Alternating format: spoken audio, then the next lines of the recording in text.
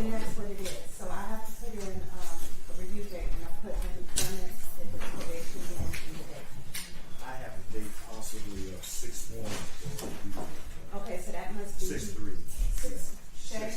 Yeah, David Shea, 6/3. Just want to make sure I got it right. 6/3. That is the final. Okay, I'll double check that, Thank you. and I'll email you. Very good. Appreciate it. Thank you. All right, perfect. 1:30.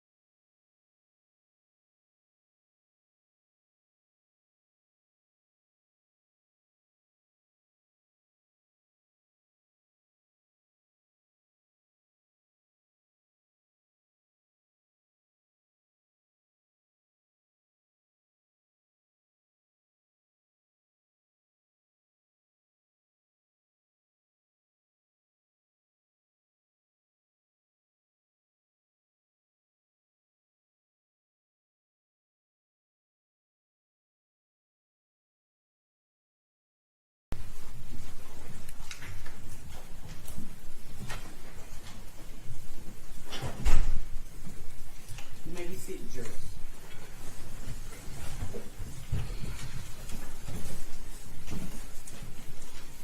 May be seated. Good morning, everyone. Good morning. I hope everyone had a great weekend. We really appreciate your continued jury service and continually being here on time. We really appreciate it. We are ready to get started. Who will your first witness be this morning? The people's first witness is Detective Trooper Emily Partridge. She is out in the hallway.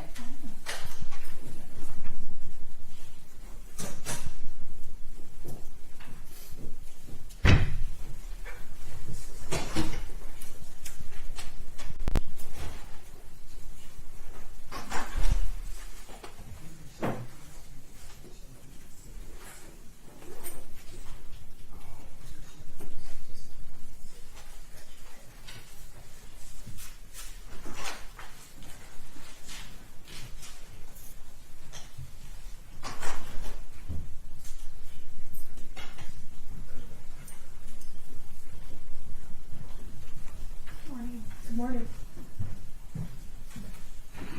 Can you state your spelling name for the record?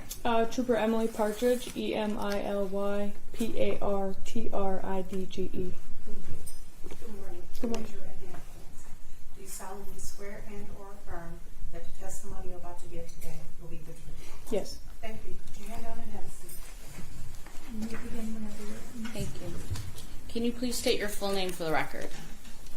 Trooper Emily Partridge And where are you employed? with the Michigan State Police. How long have you been employed with the Michigan State Police? Going on 5 years. And what do you currently do with the Michigan State Police? I'm a homicide detective with them currently. And what department is that? It's a homicide task force with the Michigan State Police. Okay. And were you working in your capacity as a detective trooper on July the 21st of 2024? Yes. What department were you in at that time with the Michigan State Police? I was a road trooper at that time and evidence tech. What would you do as an evidence technician? I get called to scenes to process scenes for evidence. Okay. And on July the 21st of 2024, were you called out to process a scene? Yes. And what scene were you called out to process? I was originally called to Oakwood Hospital. Okay. And did you know what you were going to process? What kind of investigation? Yes, officer had been shot. Okay. And did you go to, you said it was Oakwood Hospital, also known as Corporal Health in Yes. Dearborn? Yes. Okay. And what did you do at the hospital? At the hospital, I arrived in the room. They had Officer Said in, and I took photos of his body. In addition to taking photos of his body, did you take photos of or collect his clothing? I did. I collected everything he was wearing or had on his person at the time, as well as preserved his hands for DNA. Okay, and what is the way in which you do that? I just put paper bags over his hands And when you collected his clothing, where did you then place it? in my vehicle. Okay. In what type of bag? Paper bags. Okay. Why use paper bags? It preserves DNA. Okay. And then after going to the hospital, where did you then go next? I went to the scene. Would that be at the Finish Line Car Wash in Melvindale? Yes. Okay. And what did you do at the scene? I assisted the lab, and then I processed 2 or 3 bags that were on scene by the car wash. Okay. And did you also collect evidence from the scene as well? Yes. Now, when you went to the hospital and when you went to the scene, did you take photos of everything that you were collecting and observing? Yes. I have what's been marked as people's proposed exhibit numbers 29 through 121. Have you had an opportunity to look at these proposed marked exhibits? Yes. And do they fairly and accurately depict both scenes as you photographed them and viewed them Yes. on that day? Yes. I would move for the admission of photos 29 through 121 into evidence. Without objection, Your Honor. 29 through 121 are already been published. Thank you, Judge.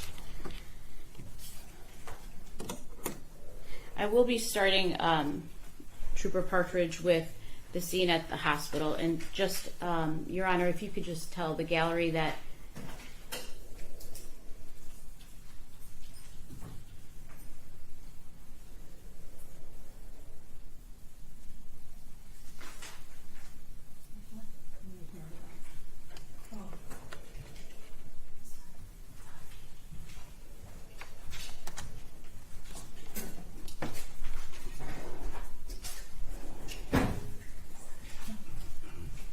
Your Honor, can you please tell the people in the gallery that in some of these photos might be difficult to see, and now would be a good time to leave the courtroom if you won't be able to handle seeing the photos. Yes.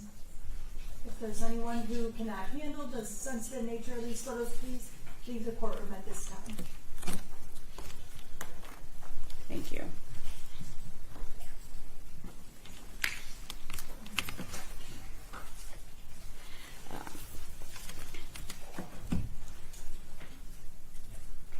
Starting with the first photo, People's Exhibit 29, what do we have in front of us here? That's just information on the scene. You're going to see photos for. That's where I was assigned, and then the date I took the photos and the report number. And does that document the case number with the Michigan State Police that all of the evidence that you would have recovered would have been put under? Correct. Okay. Next, I will have a series of photos, People's Exhibits 30 through 34. What do we see in this photo? That's Officer Said. Okay. Did it appear as though he was given treatment at the hospital? Yes. And did you see an injury to his face when you were there? Yes. Where? It's going to be on the left side of his face. And moving forward, this is a side view of his injuries? Correct. And is this a close-up of the injury to his face? Yes. Why did you take a picture of the back of his head? Just to show that if there was not an exit wound or if there was an exit wound. And in this situation, there was not, correct? Correct. Now, moving forward, is this one of the first photos that you would have taken while at the scene? Nope, this is at the hospital. Okay. And what is this that we're looking at? I took a picture of the vehicle that was holding all of Officer Said's belongings. And is that a Dearborn police vehicle? Correct. And did you obtain his belongings from that particular vehicle? Yes. Okay. Were there Dearborn police officers on scene? Yes. Going through a series of photos, we're going to be seeing a lot of paper bags. Are those the paper bags you would have placed Officer Said's belongings in? The Dearborn officer did. I placed them in. They were all placed in paper bags eventually, yes, but the original was placed by the Dearborn officer that took possession of the. Did you then put them in different bags, or? Because they have to be laid out to dry. If you put clothing in a bag where it has wet moisture, which would be his blood in this case, it'll mold and kind of ruin the evidence. So after I brought it back, it has to be laid out, and then yes, it goes in paper bags. Moving forward through these exhibits, are these the bags that Dearborn police used? Yes. And you documented these bags by way of photos, correct? Correct. And then after which you indicated that you laid out his clothing to dry. Yes, which was also photographed. Now, in this particular exhibit, what are we looking at? This is the uniform Officer Said had on at the time. And to my left, what is that? And it would be to your right in the photo. His uniform shirt and his pants, and then his gun belt. What is this a close-up of? That's his duty belt, where he would have his firearm. And are these his pants? Those are his pants, yes. And do they appear to be have some Yes, there's some stains? Yes. And are these his boots? The boots he was wearing, yes.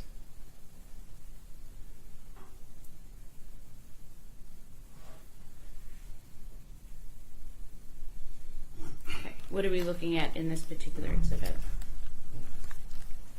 That's gonna be his vest, socks, a watch he had on. That's kind of like a belt keeper where you to hold his belt up in the middle, and then his uniform shirt. In this photo, This was a glove that was tangled in the clothing. So I photographed it because it was with the clothing when I got it.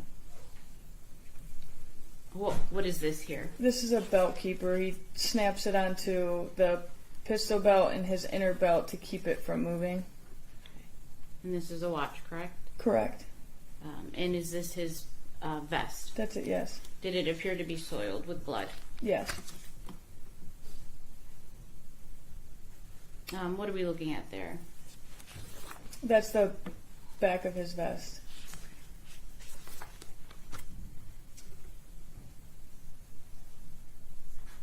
Would this be the way his vest would have looked if it was enclosed? Yes. Did you place all of the equipment back into the vest, or is that how you found it? That's how I received it. What is that that's labeled Motorola?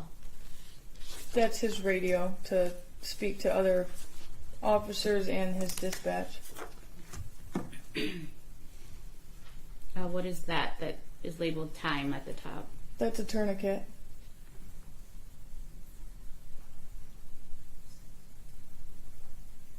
Is this his t-shirt that he would have been wearing?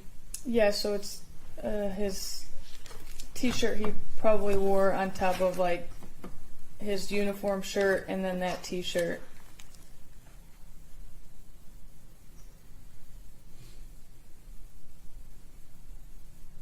What are we looking at there?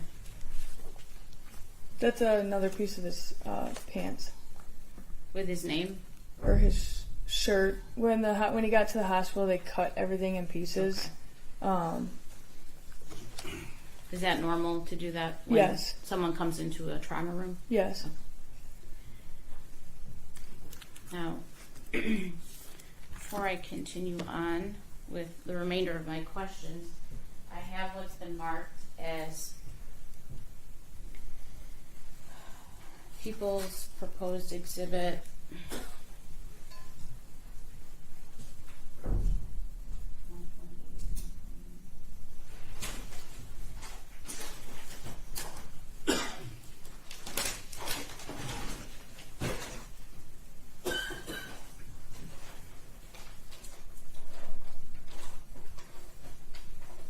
Let's start with People's Proposed Exhibit 129. Can you tell me what I'm handing you?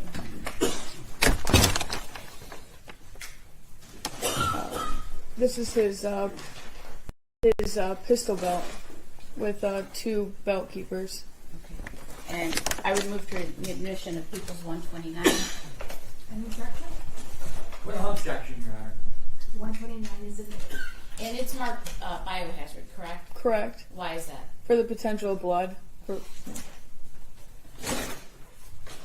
have what's been marked as People's 128. Can you please tell me what I'm handing you here? This is a drop leg holster for a taser. And this is something that you collected at the hospital as well? That was handed to me on the actual scene. Okay. And you placed it on evidence? Correct. I would move for the admission of People's 128. No objection. 128 is admitted. I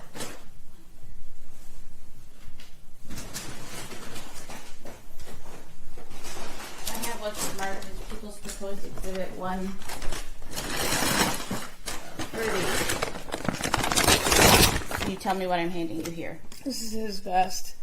with his all equipment that was in it that you saw in the photo. I move to admission of proposed 130. No objection. And again, this is marked biohazard, correct? Correct. For the potential blood.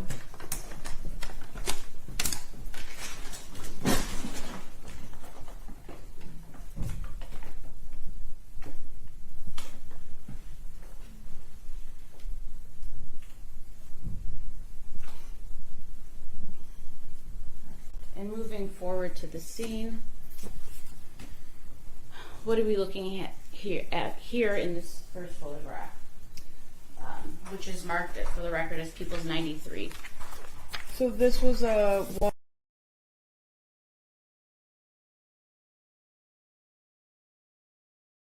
that were at the car wash.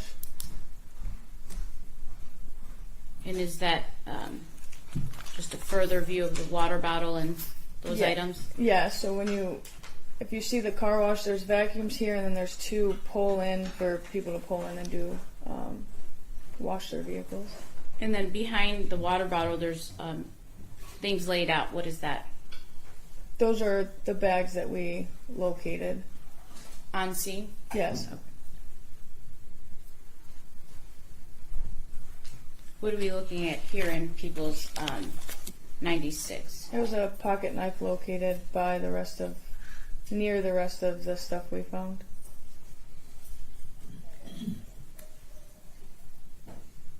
Is that a close-up of the pocket knife? Yes.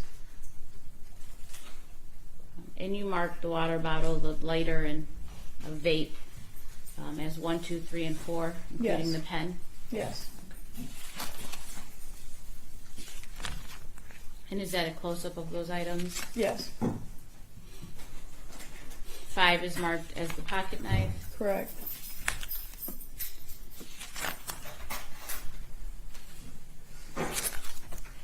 What are we looking at here in this photo, which is marked for the record as People's 104? This was one of the bags located. So I took the content out of each bag to photograph what was in each of the bags we found. Did it appear to be a female's bag? Yes.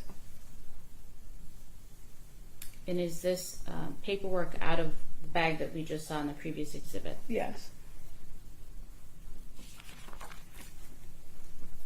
Just more contents of the bag. Now, and People's 107, what are we looking at here? This is a green backpack we located, which had, again, I pulled out the contents of it and photographed any paperwork, anything that was in the bag. Is this the green backpack that you're referring to? Yes. Are these some of the contents that you pulled out and photographed? Yes. There were some knives that you recovered out of some of these bags, correct? Correct. And was there paperwork in some of these bags? Yes, this is the paperwork in the green bag. Whose name was the paperwork in? It was Michael Lopez, and then there's other random people that. Okay. These are the random. Yes. Okay. And then was there another bag on scene that you looked through and took photographs of and collected evidence from? Yes, this was the last and third bag, the Adidas bag. Okay. Are these the contents that are laid out in People's 112? Yes. Okay. Is this a close-up of some of the contents? Correct.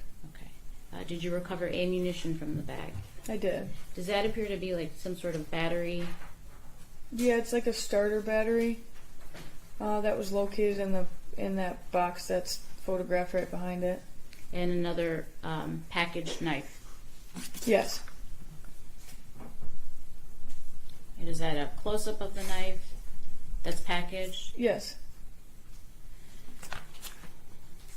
Okay. What are we looking at here in People's Exhibit 116? So that was cash that I found in the bag. Number 9 was a bandana with 357 ammo. And then in the back was that battery that I located. 8 is drug paraphernalia. 7 is narcotics suspected to be meth and cocaine, and number 6 is another drug paraphernalia. Is this a close-up of the drugs and the paraphernalia? Yes. What did you label this as? The one that's close up to? That's number 6. Is that what you said, a paraphernalia? Yes, it's a crack pipe. And is the center by 7 the narcotics that you recovered from the Adidas bag? Yes. And is that a close-up of the narcotics? Yes. And then 8, is that another paraphernalia? Yes, that's a meth pipe. You said meth pipe? Mm-hmm. Thank you. Alright. I have, and you collected all of these and what we saw in the photos and put them on evidence, correct? Correct. I have what's the mark of 133. Okay, I'm hoping I can just approach you. Can you tell me what I've just handed you? This is the backpack containing all the stuff we found in the first photograph. The green backpack? Yes. Okay. I would move for the admission of People's 133. Objection. 132 is admitted.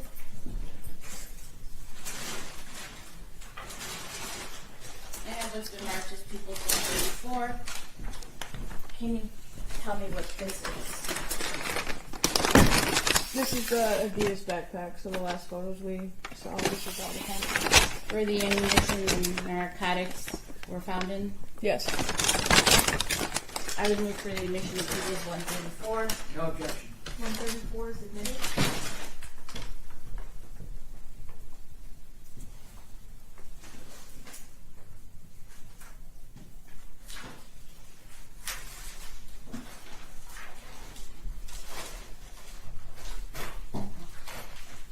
I have what's been marked as People's Proposed Exhibit 126. Can you tell me what I'm handing you? These are the 357 Magnum ammo that was located in the bag. The Adidas bag? Yes. I would move for the admission of People's 126. Any objection? No objection. 126 is admitted. I have what's been marked as People's Proposed 162. Can you tell me what I'm handing you? This is cigarette butt from the car wash. I would move for the admission of People's 162. Any objection? No. 162 is admitted. Why did you collect a cigarette butt? For possible DNA. And you don't know whose DNA could be on it, correct? Correct. I have what's been marked as People's Proposed 122. 122? Yes. This is the Gerber pocket knife that was the brown one that was photographed. I would move for admission of People's 122. Any objection? No. 122 is admitted. 123, Proposed 123. What am I handing you? This is the crack pipe. I would move for the admission of People's 123. Any objection? No. 123 is admitted. Found in the Adidas bag, correct? Correct. I have what's been marked as People's Proposed 124. Can you tell me what I'm handing you? This is the narcotics, the crack meth / cocaine. For the record, I'm moving to admit People's 124. Any Without objection? objection. 124 is admitted. And that's what you suspected it to be, correct? You don't conduct any testing with regards to it at the time. No. I have what's been marked as People's Proposed 125. And this is the other drug paraphernalia, so the meth pipe. I would move to admit People's 125. No objection. 125 is admitted. I have what's been marked as People's Proposed 156. Can you tell me what I'm handing you? This is more narcotics that was located. In the Adidas bag? Yes. Okay. I would move to admit People's 156. Without Any objection. 156 is admitted. I have what's been marked as People's Proposed 135. What is this? This is a holder that holds a body-worn camera. Did you collect this at the hospital? I did not. Usually by the tag you can tell who collected it. But it was on his uniform at some point when his body-worn camera was collected. That probably came with it. Does it fairly and accurately depict what would be used for a body-worn camera? Yes, it slots in there. And would it have been placed on evidence with the Michigan State Police as part of the investigation? Yes. I would move to admit People's Proposed 135. Any objection? Subject to exception, Judge. What's that? What does that mean? Subject to exception. Does that mean you do or do not? Are you Aye. just objecting for the record?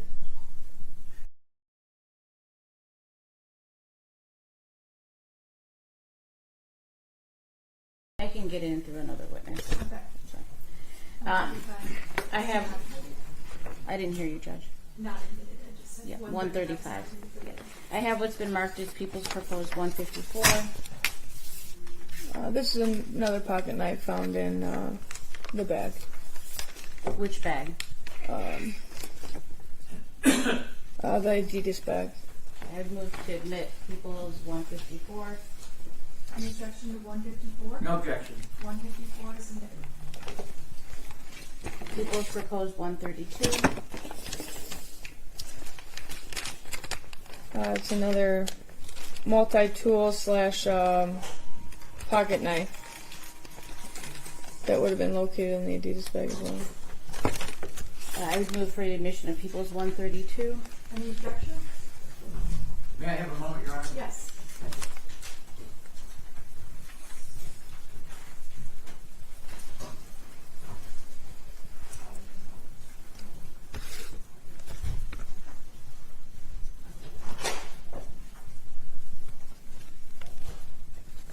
May we approach for a moment, Your Honor? Yes.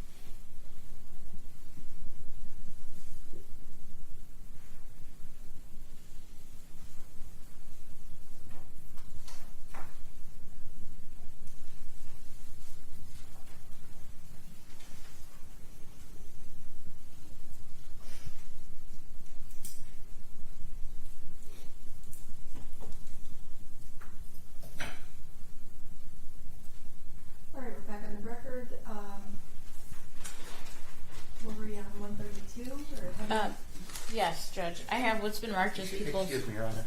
Can we note for the record that we've received a note of an electronic problem and that it has been, Yes. connection has been remade? Yes. Okay, may I have the note back, please? Thank you. I have what's been marked as people's proposed 132, 152, and 153. Can you tell me what I'm handing you here? One's a multi-tool pocket knife, another pocket knife, and a third pocket knife retrieved from item 26, which is the Adidas bag. I move for the admission of people's 153, 152, and 132. Any objection? No objection, Your Honor. Those will be admitted. Now, after all of this evidence is collected, where do you then take it? I put it in a secure locker, and our property personnel pick it up. And who has access to the evidence? It's just one key, so the officer in charge would have had the key, and then it gets locked up for only the property sergeant to access the locker once the property's in there. I have what's been marked and already admitted as people's 321. Do you recall collecting this from the bag that you indicated it seemed like it was females' belongings? Yes. Do you know what this is?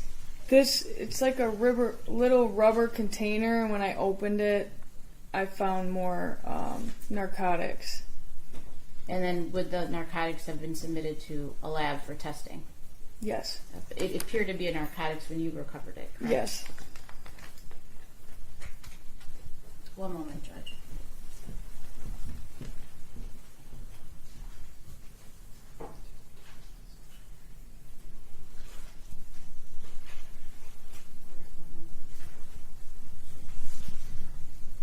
One moment, Judge. Yes.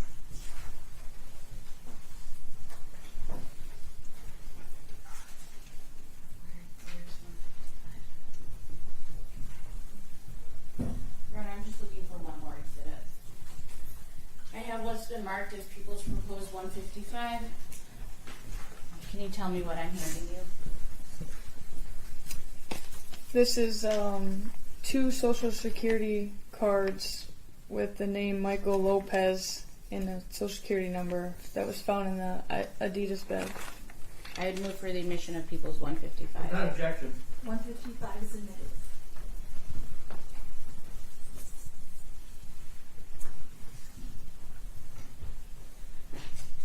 Your Honor, I believe I don't have any more questions for this witness. I just may approach to obtain my stuff.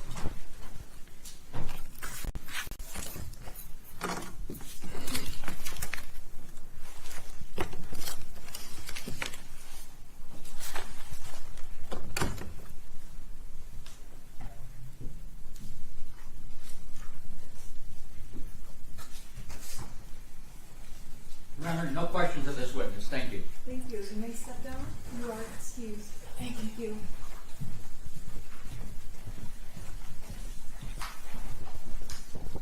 Next witness. Yes, Judge, the people call Ellen Strassman.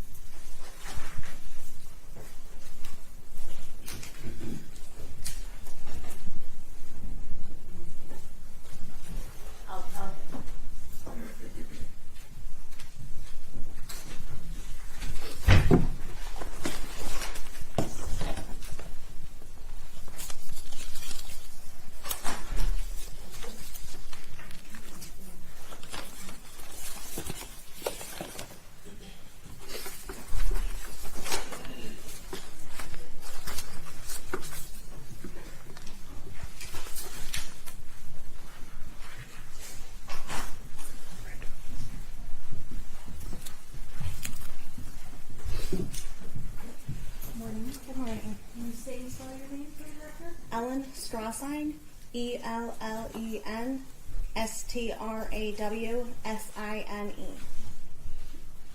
Raise your right hand, please. Good Do morning. you solemnly swear and/or affirm that the testimony you're about to give be the truth? I do. Thank you. Put your hand down and have a seat. And you need to begin whenever you're ready. Thank you, Judge. Ma'am, could you state your name for the record one more time? Ellen Strawsine. And Ms. Strawsine, how are you employed? I am a forensic scientist with the Michigan State Police in our Firearms and Tool Marks unit at our Metro Detroit laboratory. And how long have you been in the Firearms Tool Marks unit of the Michigan State Police Forensic Science Division? Approximately 8 years. And prior to joining MSP in the Firearms Tool Marks unit, did you obtain an education to be qualified for that unit? Yes, I did. I have a Bachelor's of Science in Chemistry from Wayne State University. And in addition to that Bachelor's in Science and Chemistry, did you go to any other schooling or training to be qualified to work in the Firearms and Tool Marks unit? After being hired by the Michigan State Police, I underwent a 2-year training program that included both written and practical exercises, where the practical exercises were created by an external trainer that does not work for the Michigan State Police, and they verified every single one of my conclusions. Okay. And did you go through training in addition to that 2-year external training? Did MSP provide any training? I also attend trainings since I completed my initial training. I go to conferences put on by the Association of Firearm and Tool Mark Examiners, or also known as AFTE. I've also attended a number of armorer courses, which is training you on how to disassemble and fix a firearm if it is broken. And I have attended various manufacturing facilities as well. Okay, so it's fair to say you've had a lot of training. That is correct. Have you testified in court before? Yes, I have. How many times approximately would you say you've testified in court? Approximately 20 to 25 times. Has that always been in the Third Circuit Court of Michigan? No, it has not. What are some of the other courts you've testified in? I've testified in Macomb County, in in Genesee County, and Oakland County, and I believe Livingston County, where Howell is. And have you been qualified as an expert in court before? Yes, I have. Have you been qualified as an expert? You said Macomb, Genesee, Oakland, Livingston. Were you qualified as an expert in all those Yes, I courts? was. And what have you been qualified as an expert in? In firearms and tool mark identification. I believe open to voir dire, but I'd move to admit this witness as an expert in the firearms tool marks identification. Qualified, Your Honor. She will be self-qualified as an expert in the field of firearms and tool mark identification.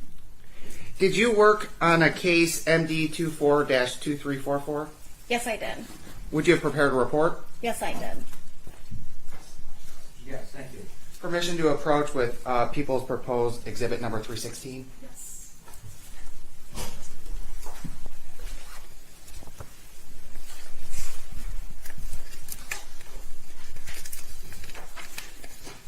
And Ms. Strauss, would that be fair to say that's the report you would have prepared in this regards? Yes, it is. And is that report number 4? Yes, it is from case record 4. And does that list the date you would have received the evidence that you needed to examine? Yes, the date I received the evidence is July 29th of 2024. Okay. And would it also indicate when you would have completed any examination of the evidence you received? Yes, And what is the date it indicates you completed your examination? July 30th of 2024. And does your report identify the pieces of evidence you would have received that you needed to examine? Yes. Okay.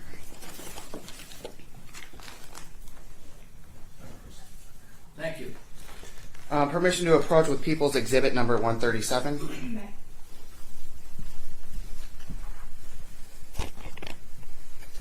And pursuant to your report, would that be the first piece of evidence that's indicated? Yes, it is. And what is that piece of evidence? This is MSP Lab Container 1. It contains a string-tied envelope that contained a fired bullet jacket and a lead core. Okay. And when you say fired bullet jacket, can you describe to the jury what you mean by that? Yes, I have a demonstrative, if I may. That would be wonderful if you could please show the jury. So this is an intact cartridge. So after it has been fired in a firearm, you are left with a fired cartridge case and a fired bullet. A fired bullet is comprised of a jacketing material around the outside and then a softer metallic inside, which is typically lead. So you want to think of it kind of like an M&M, where you have the hard outer shell of the M&M and then the softer chocolate inside. So when I say I received a jacket, it is that hard outer shell of the M&M, and then a core, which was the soft inner part of the M&M. Thank you. And then the next item listed on your report, is that container L5? Yes. Okay. And it looks like that indicated it was a firearm? Yes, it was.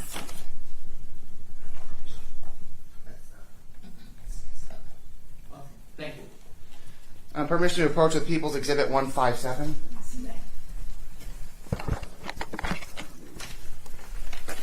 And if you look in there, does that indicate that's the firearm that you received?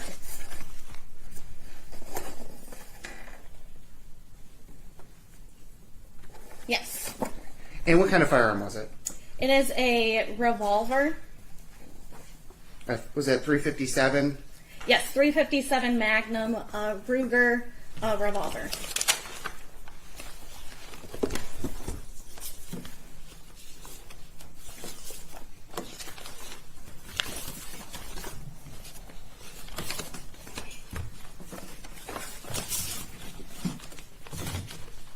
And further in item, the container L5, does it indicate there were other items received as part of that box that contained the gun? Yes, there were 5 additional manila envelopes within the box that I did not open initially. You can open them. Yeah.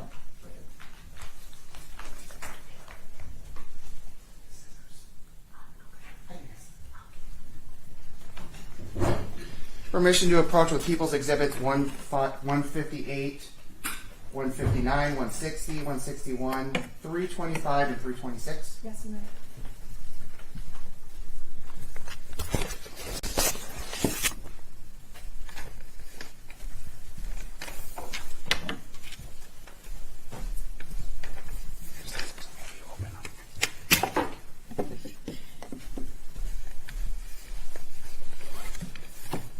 Okay, we start with the first exhibit, number 157. People's proposed 157.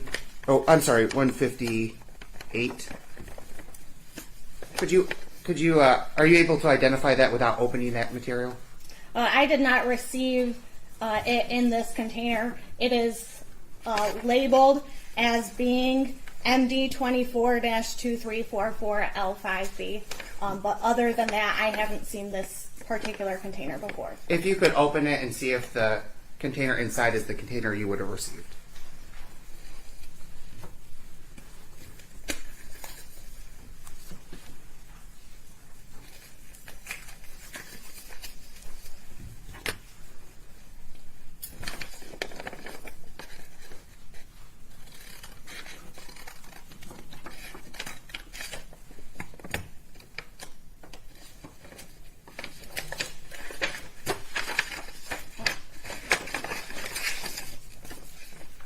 Yes. And what does that container contain? This container is reportedly containing a fired cartridge case. I did not open this container, so I cannot verify that that is what it is. I would move for the admission of People's 158 that was contained within the larger container L5 that Ms. Strassheim received. Any objections? I'd like to have it open, Judge. Could you open that? I do want to clarify, I did not open this during my examination either.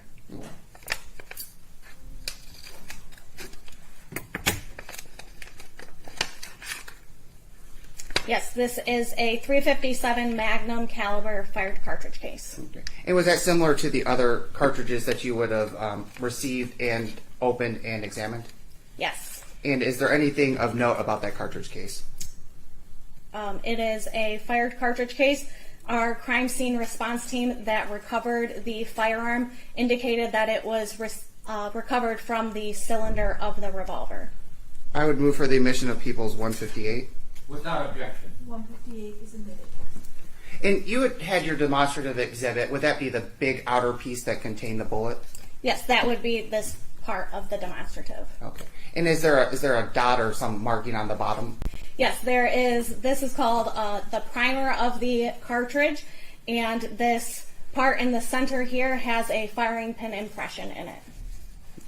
And People's Exhibit 158, that has that same marking, Yes, it does. which indicates it's been fired. Correct. And People's Proposed Exhibit 159, if you could open that and see if that's what was received when you received all the evidence.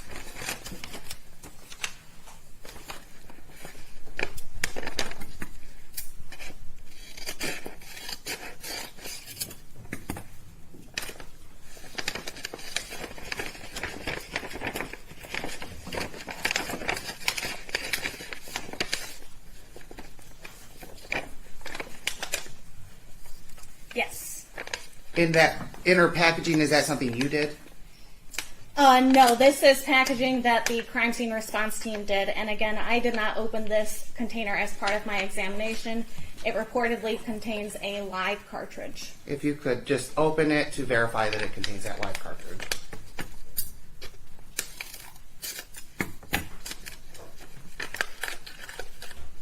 Yes, it is.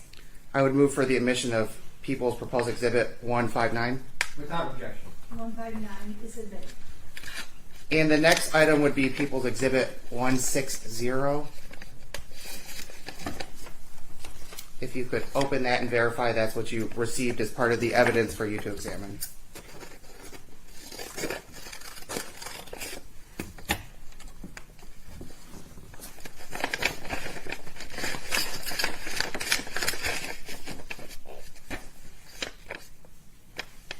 Yes, it is. This is another container that I did not open during my examination that also reportedly contains a live cartridge. And then if you could also open that to verify that it contains that live round.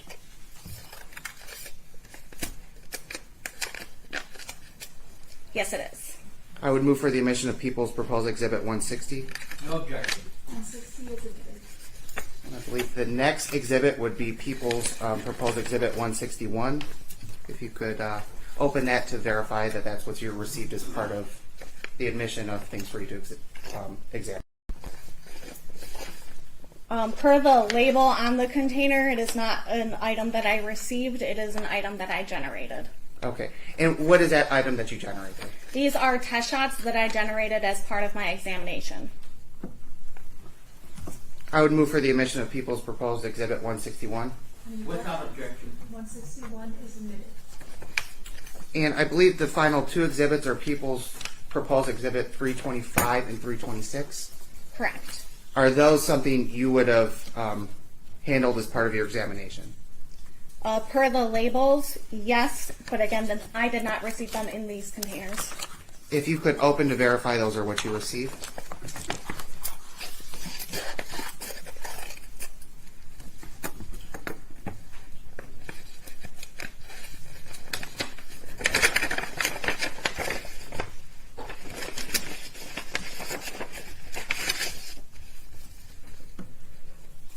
Yes. People's Exhibit 325 was container L5D. And based on the container L5D, what would that indicate per your report? That was an intact cartridge. I did use that cartridge to obtain test shots, so this envelope is empty, and the fired cartridge case and fired bullet from it are within People's Exhibit 161. I would move for the admission of People's Exhibit 325. Any objection? What, here for a moment? Yes. Ma'am, the cartridge that you have, you indicated that was test fired? Yes. Okay, and was that from the cylinder, and that object taken from the cylinder of the 357 in question? Yes, this item that was within container L5D was recovered by our crime scene response team from the cylinder of the revolver and placed within this container. When I received it at the laboratory, I used it to obtain test shots using that same revolver. Thank you. I would now move for the admission of People's Exhibit 325. Any objection? Without objection. 325 is admitted. And People's Proposed Exhibit 326, is that again another empty container that contained a cartridge that you used to develop your test shots? Per the label, yes. I would move for the admission of People's Proposed Exhibit 326. Without objection. 326 is admitted. Now you've indicated test shots. What do you mean when you say test shots? So test shots are fired cartridge case and fired bullet that we obtain in the laboratory so that we know what marks are reproducing from the firearm that we have. So essentially, we take 2 cartridges and then we fire into what is called a water tank. So we fire into a water tank so that we can collect the fired bullets because the water slows down the velocity of the bullet so that we can obtain it after it has been fired. So we then have a fired cartridge case and a fired bullet that we know came from a particular firearm. And when you indicate you're wanting to look at markings, does every gun make unique markings? Yes, they do. Okay. And that's something you've been trained on to be able to identify and notate? Yes. And in this case, did you compare the markings on those fired test shots, which were People's Exhibit 161, to that fired bullet jacket? Yes, I did. And did you make any findings based on the comparison of the fired bullet jacket you received and your test shots? Yes, I identified the fired bullet jacket as having been fired by the revolver by identifying marks from the fired jacket to the test shots that I obtained.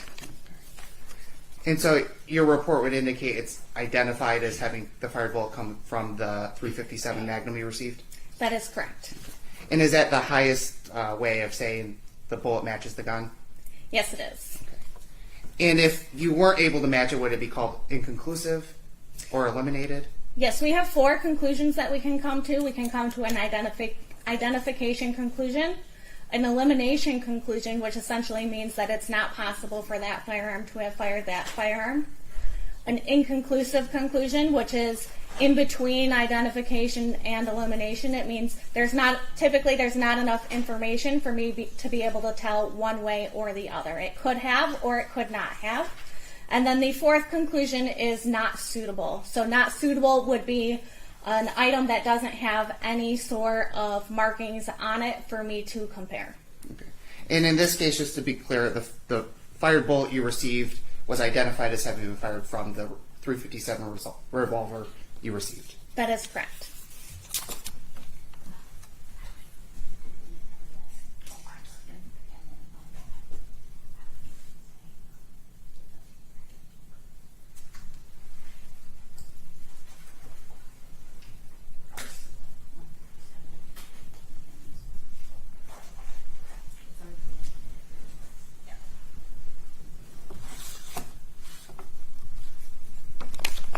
And your report, you have that in front of you, correct? Correct. I would move for the admission of People's Proposed Exhibit 316. Any objection? No. 316 is admitted. And People's 137 that you have in front of you, that's the fired bullet? Yes, this is the fired bullet jacket and the lead core. And that fired bullet jacket that you received, that came from the medical examiner's office? Presumably, yes. And that would indicate it was recovered from the body of Officer Said? That is correct. And that's the bullet that was fired from that 357 Magnum, which is on your report you indicate is L5A? Correct. No further questions, Judge. No questions, Your Honor. You may step down, you are excused. Thank you, Ms. Wilson.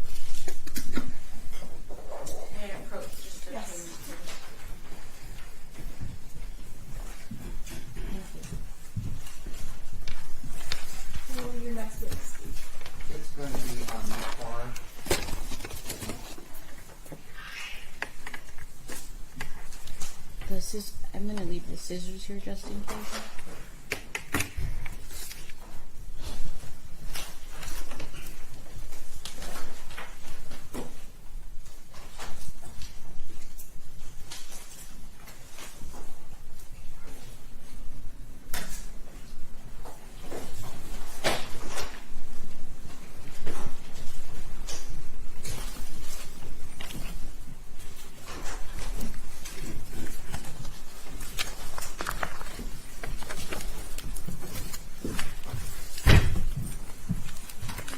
Good morning.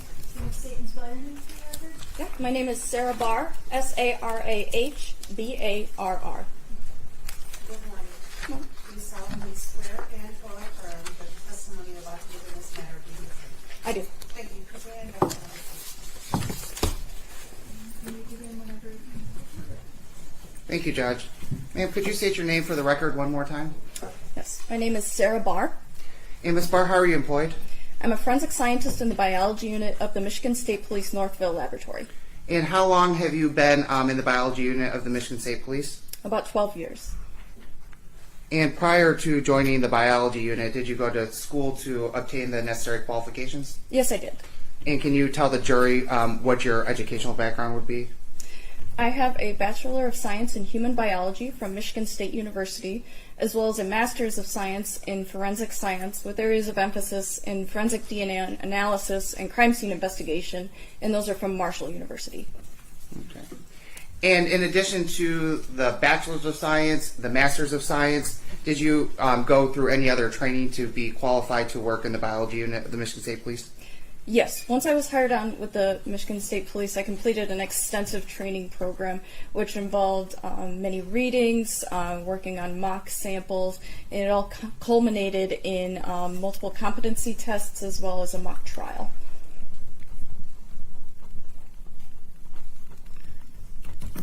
And in addition to all of that training, have you testified in court before? Yes, I have. Approximately how many times? Approximately 59 times. Have you testified in addition to the Third Circuit Court of Wayne County? Have you testified in any other courts? Yes, I have. Other circuit courts? Yes. I would move for the admission of the witness as an expert in forensic DNA analysis. Any objection? Anybody here? Qualified. She will be so admitted as an expert in the area of forensic DNA analysis.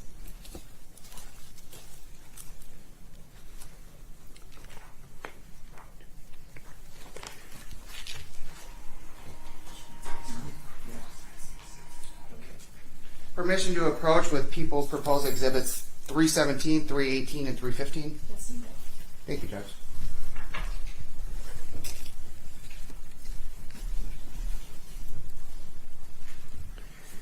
And Ms. Barr, do you recognize what I've handed you? Yes, I do. Are two of those reports that you authored? Yes.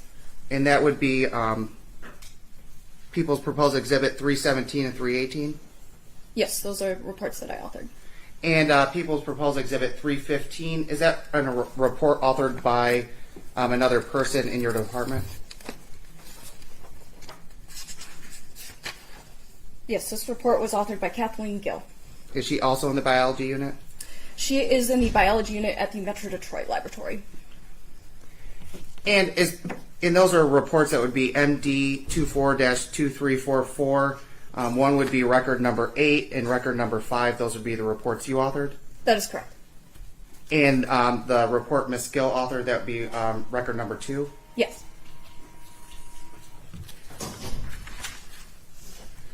And in relation to the report authored by Ms. Gill, is that a report that you needed to base your findings on? So Ms. Gill would have received the initial evidence, performed any body fluid identification that may have been necessary, and sent cuttings of swabs or any other material to my laboratory where the DNA analysis would be performed. And her report would have relied on a blood card of Mohamed Said? According to her report, yes, she did receive that blood card. And what is a blood card?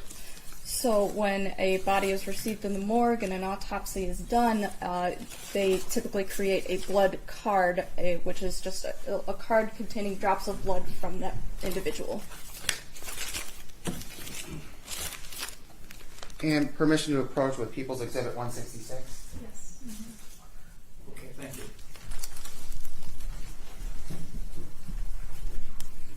And if you take a look at that, would that reflect what would be a blood card that would have been received into evidence at your lab? Well, all I can see from the outside here is one that says Michael Lopez buckle. Oh, I apologize. I should have approached with People's Exhibit 138.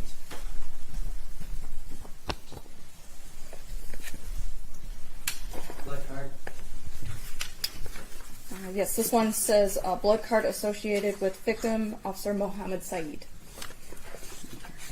And further along in Ms. Gill's report, it indicates that there were swabs from the 357 Magnum, a taser trigger grip, and taser frame swabs.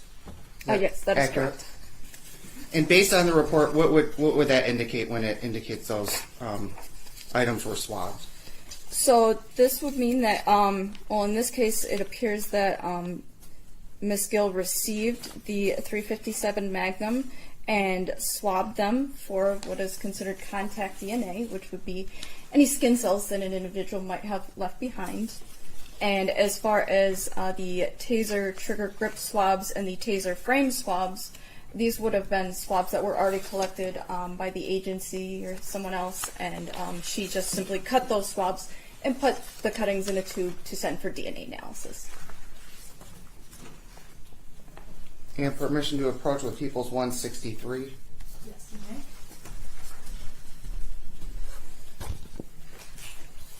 And based on the label of that exhibit, would that indicate those taser trigger grip swabs? Yes, it does. And those would have been what was used later on for further identification purposes? That is correct.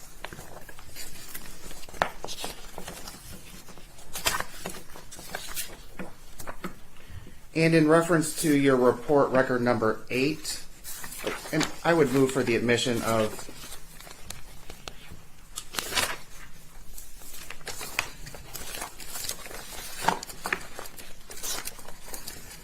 People's proposed 315. Any objection? No objection, Your Honor. 315 is admitted. Thank you, Judge. In relations to your report record number 8, what was that report that you were looking to make findings on? So for record number 8, in this case, the revolver trigger swabs, revolver grip swabs, and taser trigger / grip swabs have already been previously analyzed. But my laboratory received what is called a reference swab, or a known swab from Michael Lopez, which would be labeled Michael Lopez buckle. And I would request permission to approach with People's Exhibit 143. You may.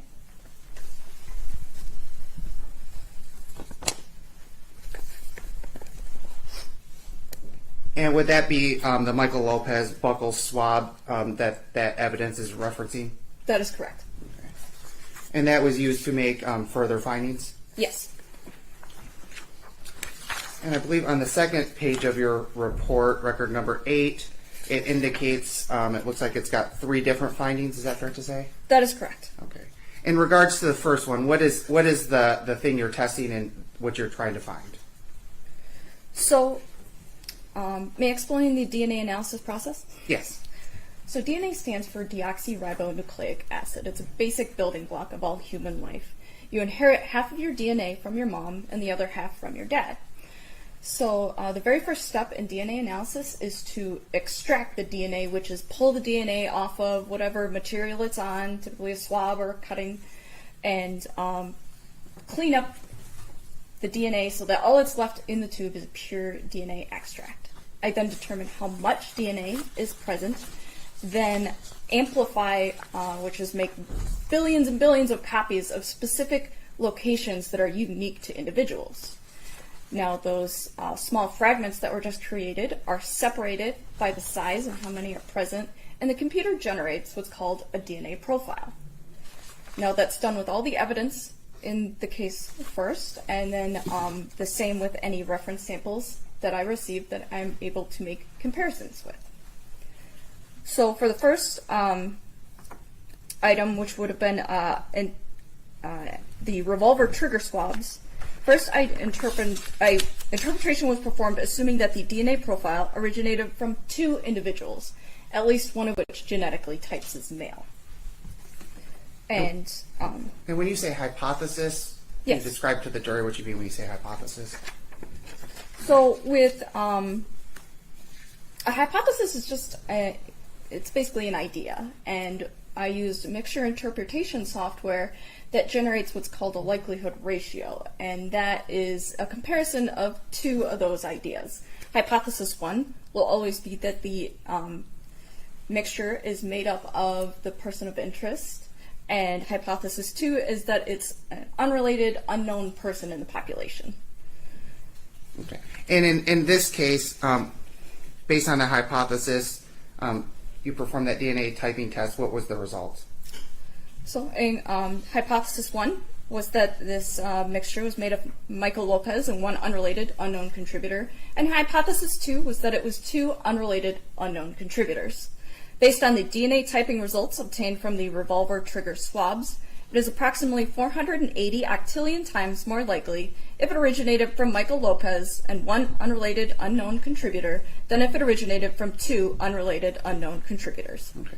And when you say 480 octillion times more likely than if it originated from Michael Lopez and 1 unrelated versus 2 unrelated, unknown contributors, what does that mean? So my laboratory provides what's called a verbal scale along with that number because what that number means to me it might be different from what that means to you.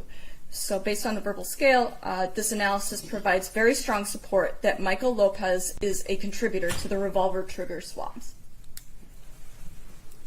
And did you do further testing relating to the Michael Lopez buccal swab? Yes, I did. Did you do any testing using that buccal swab, the DNA from that, to compare it to the DNA that was recovered from the revolver grip swabs? Yes. And what did your report indicate? So I interpreted the revolver grip swabs, assuming that the DNA profile originated from 2 individuals, at least one of which genetically types as male. And again, hypothesis 1 was that this is from Michael Lopez and 1 unrelated, unknown contributor. And hypothesis 2 is that it was 2 unrelated, unknown contributors.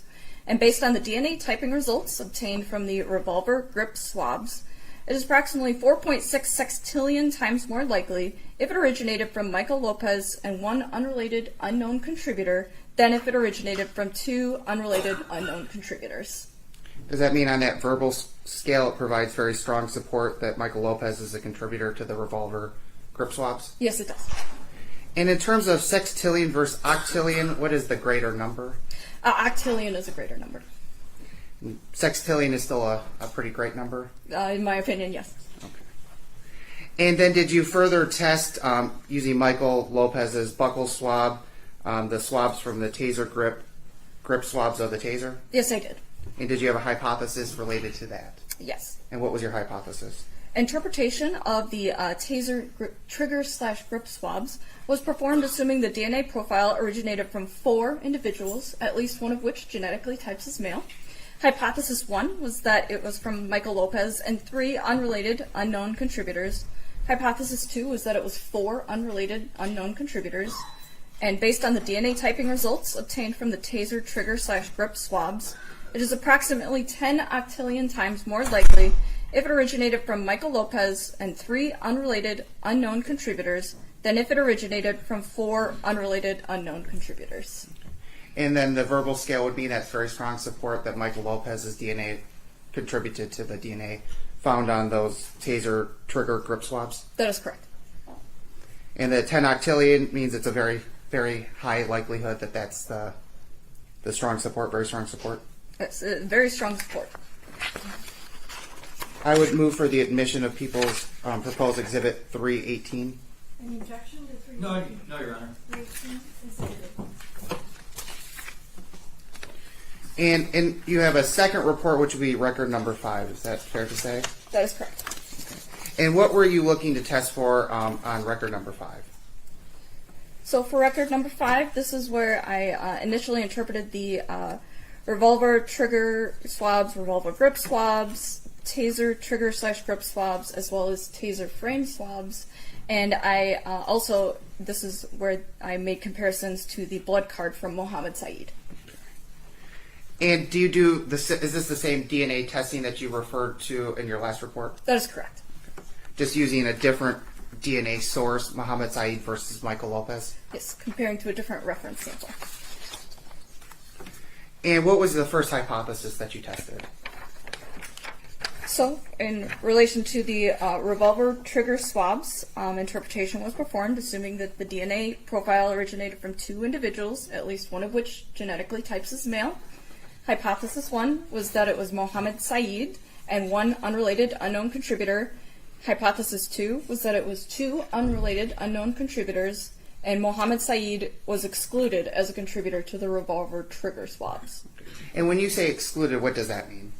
That means their DNA is not present. And did you perform a further hypothesis, a second hypothesis? Yes. And that was relating to the revolver grip swabs? Yes. And what was your hypothesis? Interpretation of the revolver grip swabs was performed assuming that the DNA profile originated from 2 individuals, at least one of which genetically types as male. Hypothesis 1 was that it was Mohamed Said and 1 unrelated unknown contributor. Hypothesis 2 was that it was 2 unrelated unknown contributors, and Mohamed Said is excluded as a contributor to the revolver grip swabs. And then for your final hypothesis, what was that? Interpretation of item of the taser trigger / grip swabs was performed assuming that the DNA profile originated from 4 individuals, at least one of which genetically types as male. Hypothesis 1 was that it was Mohamed Said and 3 unrelated unknown contributors. Hypothesis 2 was that it was 4 unrelated unknown contributors. Based on the DNA typing results obtained from the taser trigger / grip swabs, it is approximately 2.5 billion times more likely if it originated from Mohamed Said and 3 unrelated unknown contributors than if it originated from 4 unrelated unknown contributors. And so that means the verbal scale would indicate very strong support that Mohamed Said is a contributor to the taser trigger grip swabs? That is correct. And then further on in your report, it indicated in relation to a taser frame swabs that it was not suitable for further interpretation. That is Can you correct. explain that for the jury? So the first step when I'm evaluating a DNA profile is I determine, am I able to make comparisons to it? In this case, when I'm looking at a DNA profile, as I said before, you inherit half from your mom and half from your dad. So when I'm looking at those unique locations, if I see 1 peak at a line, you probably inherited the same type from mom that you did from dad. If you inherited a different type from mom than you did from dad, that looks like 2 peaks on a line. If I see any more than 2 peaks at any location, that tells me that more than one person is contributing DNA to this profile. In this case, there was so much data present that I was unable to determine how many people were contributing to this profile, so I wasn't able to make any comparisons. I would move for the admission of People's Proposed Exhibit 317. Without objection. 317 is admitted.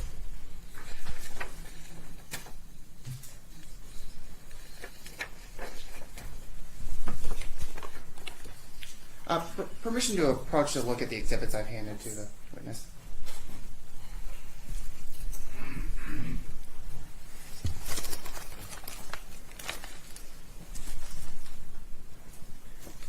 I'm going to leave you with People's Proposed Exhibit 166.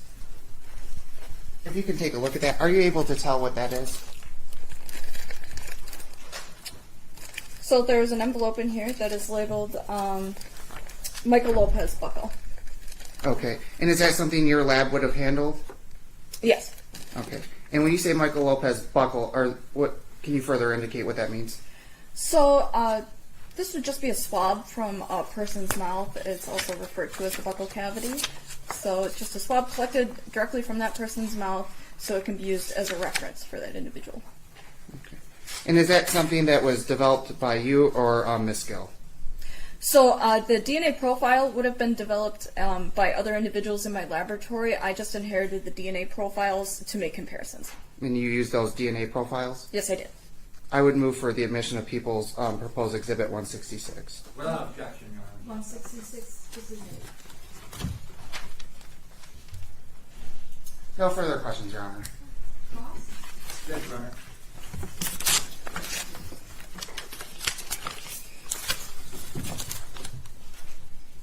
Good morning, ma'am. Good morning.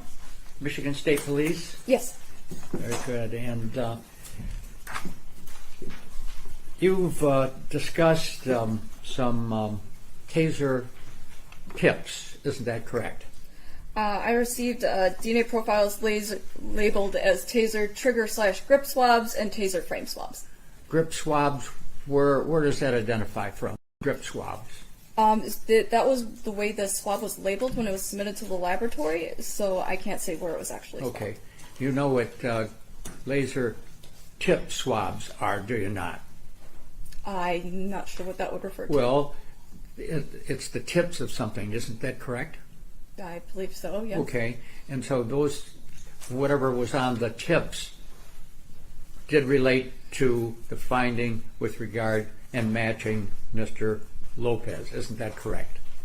I'm not familiar with the With the name? with the taser in general, so Okay. I wouldn't be able to say. But if a taser shoots out a tip and it goes into a person, Objection, she's identified she can't speak on tasers. Ross? so you have no idea what taser tips are? No. Okay. All right. Thank you. Thank you. Any redirect? No, Your Honor. All right, then step down, you are excused. Thank you.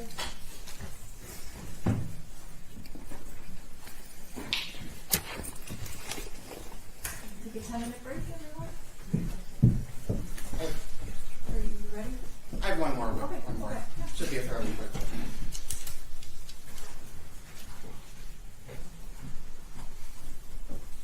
Who will be your next witness? Ms. Rockwell?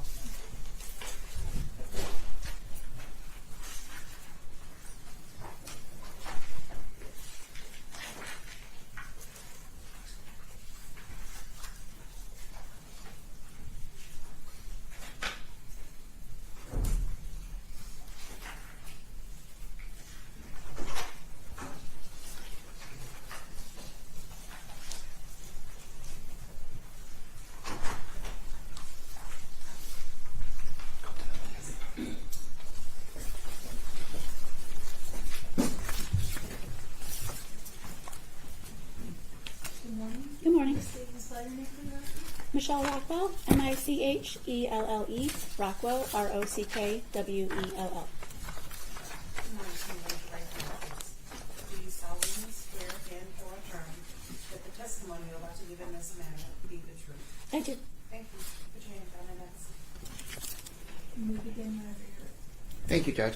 Ma'am, could you state your name for the record one more time? Michelle Rockwell.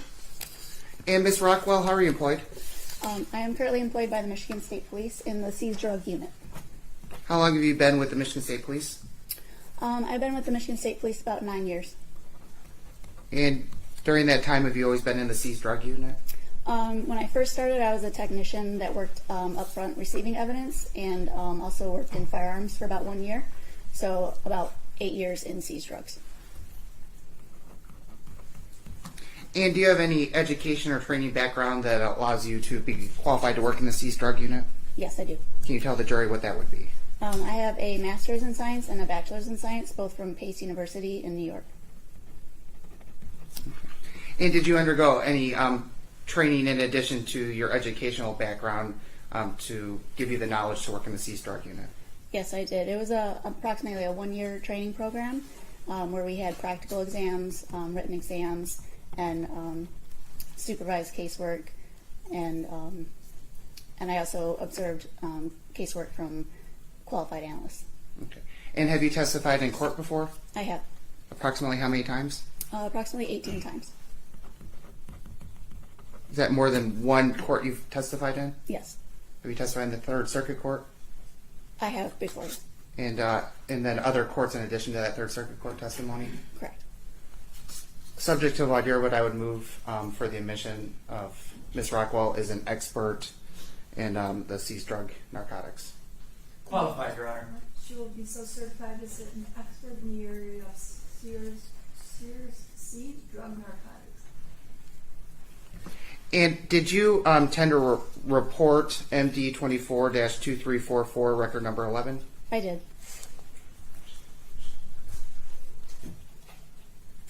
Thank you. Permission to approach with People's Exhibit 319. Yes, you may. If you could take a look at that.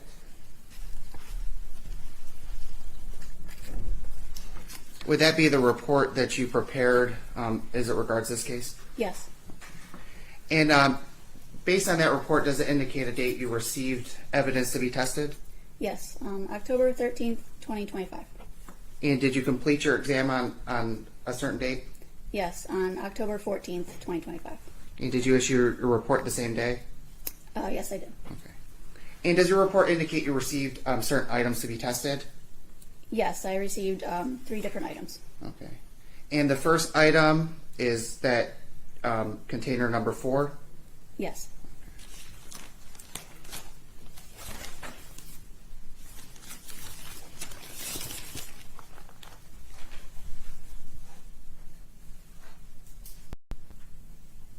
Thank you. And permission to approach with People's Exhibit 124? Yes, you may.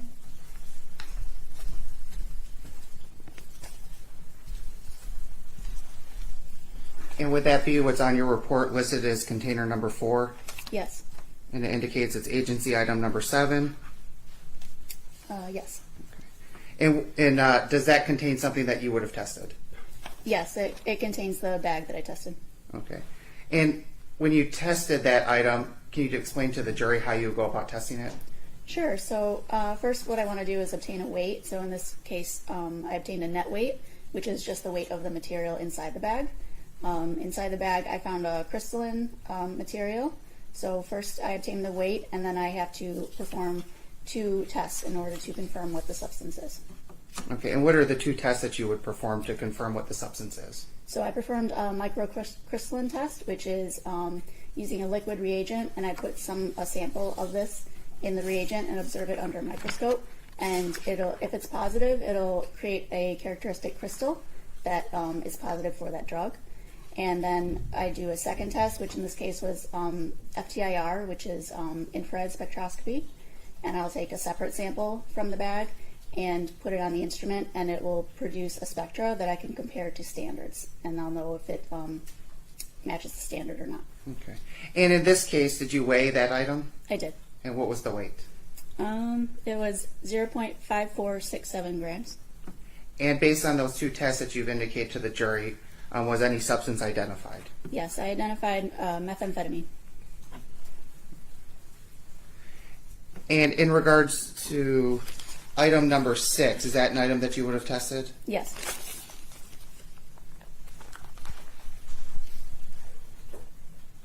Thank you. Permission to approach with People's Exhibit 156? Yes, you may.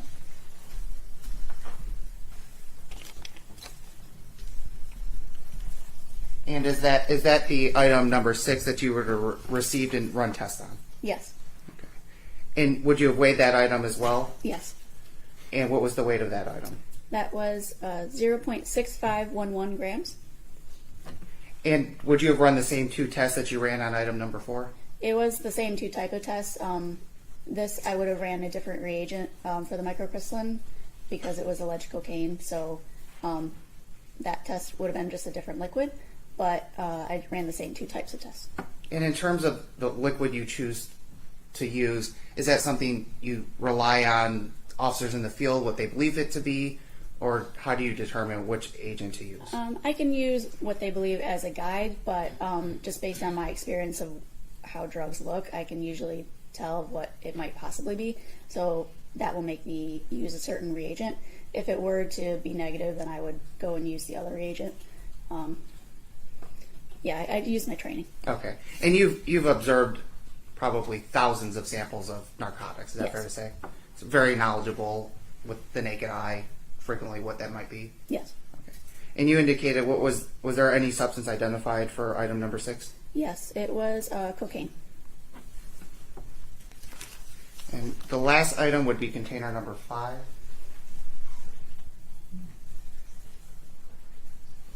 Thank you. Permission to approach with People's Exhibit 321. You may.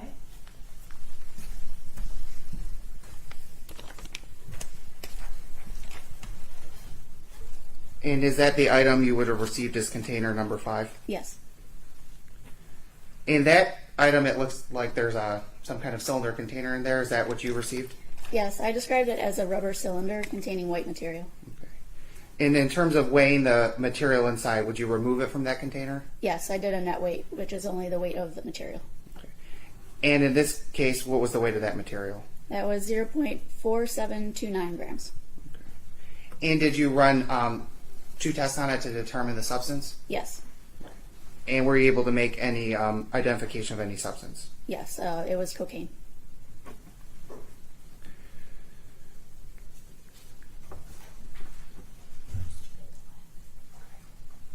And if I didn't already, I would move for the admission. Oh, I apologize. I would move for the admission of People's proposed 319. Without objection. 319 is admitted. No further questions. No questions, Your Honor. Thank you. Thank you. You may step down. Thank you. Lord Steves. Thank you.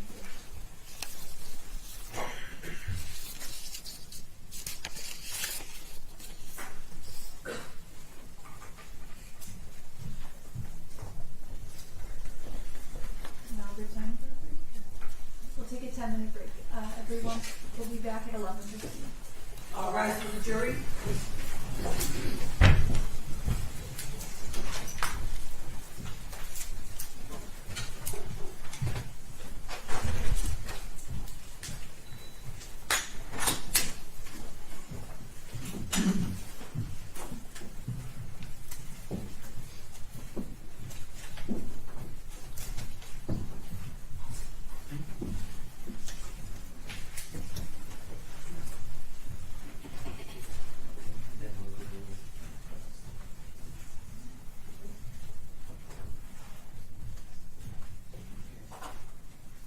You may be seated.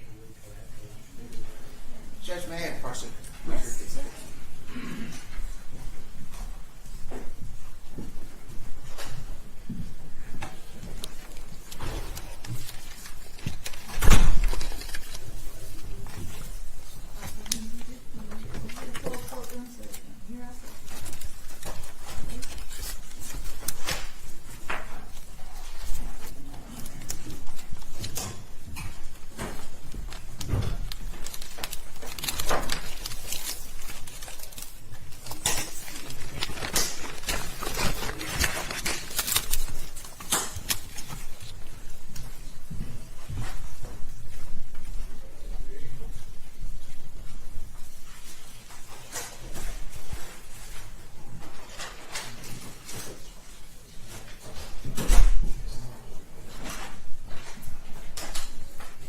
I'd be ushered to the back.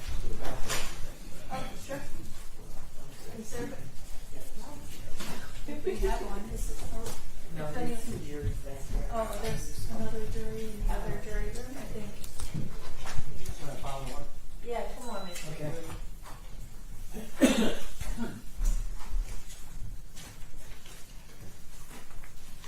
Hey, Mr. Note, how are you? Good to see you. I'm sorry to hear about the results of the convention. You gonna run again? No. No. You're done? Yes. Oh my God, that's a lot of work and time to put in, and so I'm sorry to hear that. It was, and it was working on the whole. Yeah, good. So That's good. You just here observing, or? I'm just here to observe. No? I love watching trials that I'm not trying. Yeah. Much better that way, yes.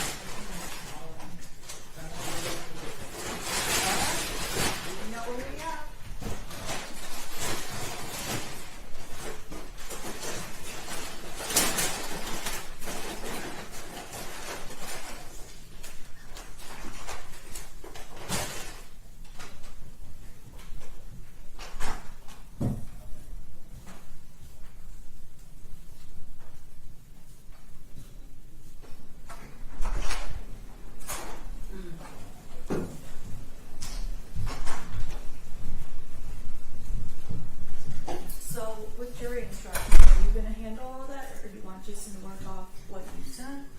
What's your preference? I sent it for the charges. Yeah, I have that. I mean, whatever works. I mean, I don't mind doing it. If you want to do it, that's fine too. I mean, if you can do them, I'd be very grateful. Yeah, There are some that, Yeah. You gave us a lot to start If there's with. anything you need to request, I can say that. You Okay. guys can go through it on the record. It's Okay. no problem. So. Alright. And he said the experts, he's usually, I'll give you the description as well. Yeah. Experts are Sometimes I usually can't get all of that written out. Yeah. Cool. Take it from the draft she sent. Yeah. Yeah. I don't know if you made any notes, but I have exactly what she sent. Another highlighted portions on it. Yeah. Oh, okay. Like, I just didn't read the highlighted stuff. So just remove the highlights. Yeah. Just like that highlight stuff.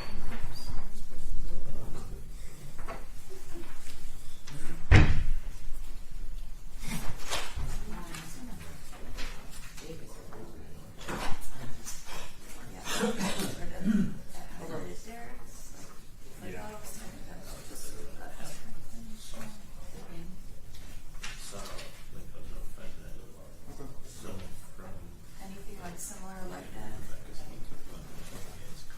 And then you added felony firearm. I don't know whether you Yeah, I just put those Okay. in the end. all together. Okay. So now in one. Okay. I have them all right now. Okay. You want me to put on this one? For Yeah. Oh.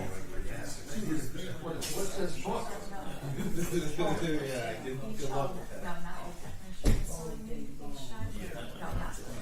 All, yeah. So just do that one time? Yeah, at the end. Yeah. Okay. Yeah, I want to check. It's gonna be a lot. And with regard to the, the overflow room downstairs where he's listening, the most important thing is audio. So the note we got just indicated that the video had not been working.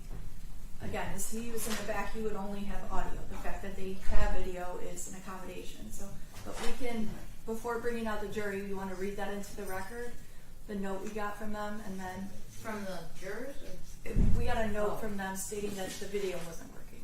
I don't At think certain that points. that's necessary. I to really review. don't because That's not in their purview, like, No, not in front of them.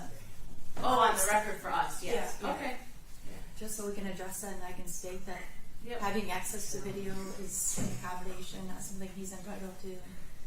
We stopped when we received that note, made sure that the video was working.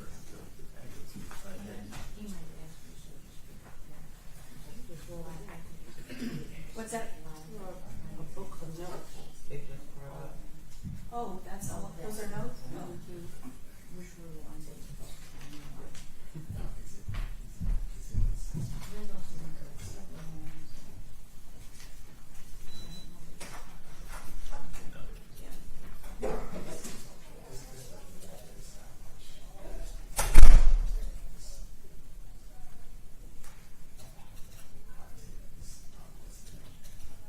Do you think we'll be able to get through the officer in charge before lunch?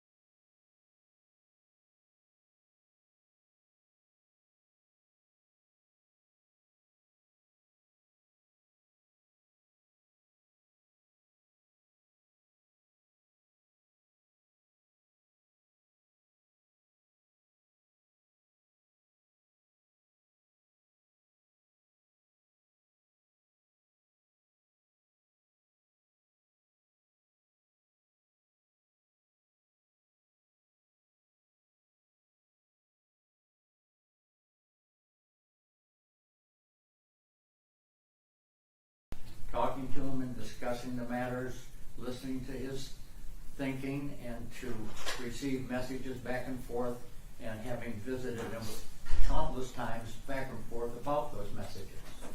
Today, being very close to the very end of this trial, Mr. Lopez has seen fit to pass a document to me with a number of pages on it that appears that it is on a certain letterhead of where attorneys receive papers with regard to evaluations of lawyers in terms of their performance and diligence in particular cases. And as the record has gone forward in this matter, Mr. Lopez on a couple of occasions has been very disruptive in this court, and in some instances disparaged me, and wrongfully, I might add. However, even with this, I don't know yet to be filed, or in fact filed, what we often call as a report to the Attorney Grievance Commission. He has handed to me such, or the outline of such. And in any event, I would and will let the court know, and I know that I've had conferences with regard to this very subject and these subjects with Mr. Lopez, that I will proceed in this matter as the assigned, appointed counsel for and on behalf of Mr. Lopez in a diligent and professional manner, as I have so far in this particular case. Whether Mr. Lopez believes it's up to either his standards, I believe that it's up to the standards of my profession and my job as an attorney and defense attorney of some 56 years in this particular arena, and believe that I would and do tell this court that I will continue to do that advocately in and appropriately to Mr. Lopez's defense. Ms. Siddiq? Your Honor, I would ask that you deny the defendant's request. First of all, we haven't even received it, and second of all, I would echo Mr. McWilliams' statements, and from the moment he was appointed, he immediately requested the discovery, which he obtained. I've been meeting with him regularly in anticipation of the trial. It's my understanding that he frequently visits and meets with the defendant in preparation of this trial. Mr. McWilliams has more experience than anyone in this room with regards to the field of criminal justice. People v. Trailer, 245 Mishap 460, a 2001 case, indicates in part that an indigent defendant is guaranteed the right to counsel. However, he is not entitled to have the attorney of his choice appointed simply by requesting that the attorney originally appointed be replaced. Appointment of a substitute counsel is warranted only upon a showing of good cause, and where substitution will not unreasonably disrupt the judicial process. A good cause exists where a legitimate difference of opinion develops between a defendant and his appointed counsel with regard to a fundamental trial tactic. I would submit to the court that good cause has not been established, that it will unreasonably disrupt the judicial process, that people are on the end of their proofs. We have one more witness left, a couple more exhibits to admit, and then we would be resting our case. I would submit to the court that the defendant is purposely trying to thwart the judicial process by doing this because things aren't going his way. So I'm asking that you deny whatever motion this defendant might be making, and I would ask that we move forward. I agree. This is another clear attempt by the defendant to delay and thwart the trial. We gave him the ability to pass notes to his attorney as an accommodation, and he's now used that and abused that process by sending a 10-page writing to try to again delay and thwart this process. I will say also for the record, Mr. Lopez had 0 complaints about his attorney before trial. Only as the case progressed did he start to complain about his attorney, so the record certainly speaks for itself in that regard. We can bring in the jury.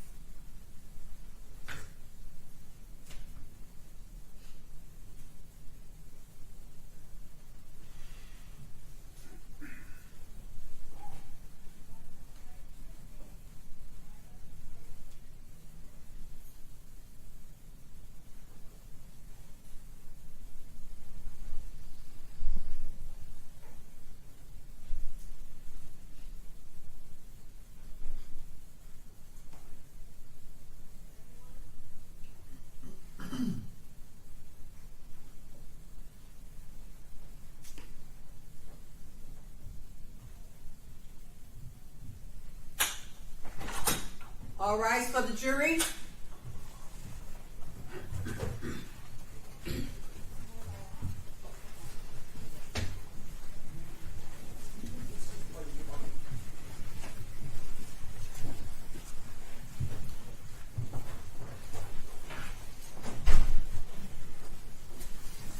You may be seated, jurors.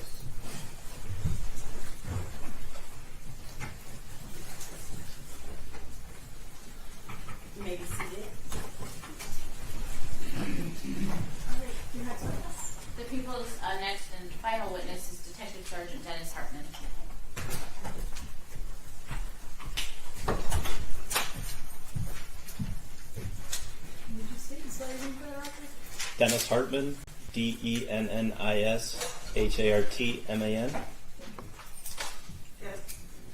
morning. Good one. You do solemnly swear and or affirm that the testimony you're about to give in this matter be the truth. Yes, ma'am. Thank you. Put your hands on the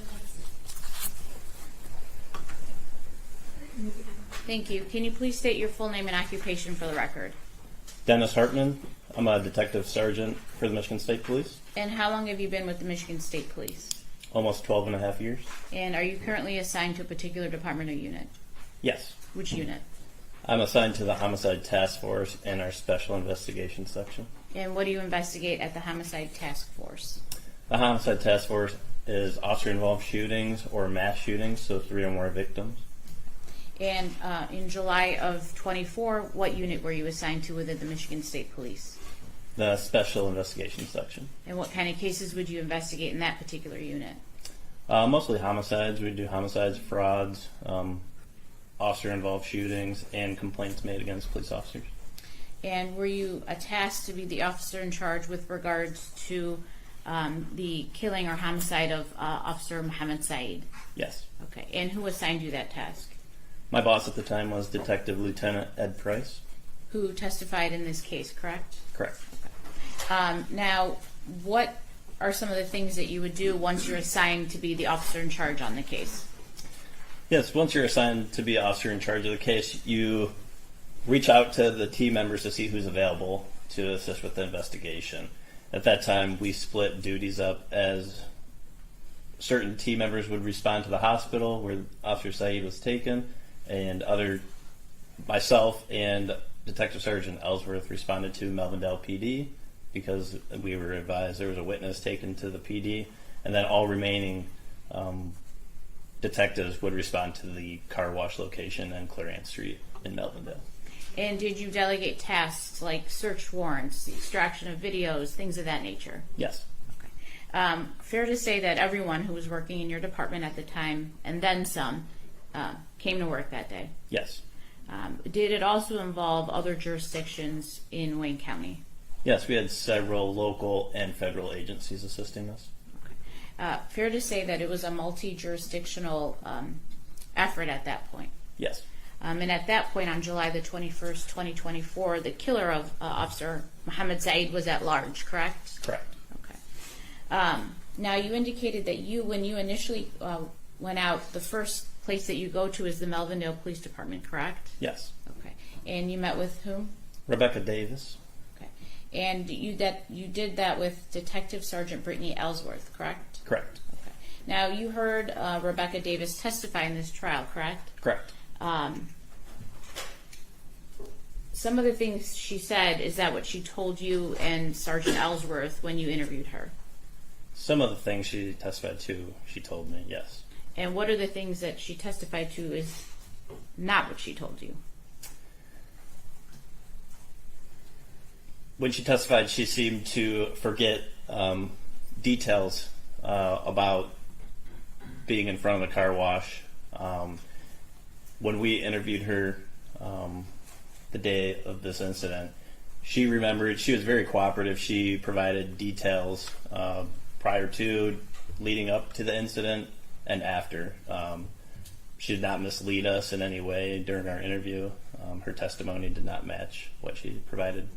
Was the information that she gave you when at the Melvindale Police Department helpful to locate and apprehend the defendant, or at least get the ball rolling on it? Yes, she helped us identify him. Okay. And after that, she had to testify in a prior hearing before trial, correct? Correct. Was she cooperative in trying to come to court in this prior hearing? She advised me multiple times she did not want to go to court. It was very difficult to serve her a subpoena for court. Okay. But she did show up for the preliminary hearing, correct? Correct. But it was difficult to locate her. Yes. The bag that has been admitted in this case as People's Exhibit 322, the black backpack, were you able to determine who that belonged to? Yes. Who did it belong to? Rebecca Davis. And did you make efforts to try to give her backpack back after she was interviewed and you had apprehended Michael Lopez? Yes. Did she try to get her backpack back?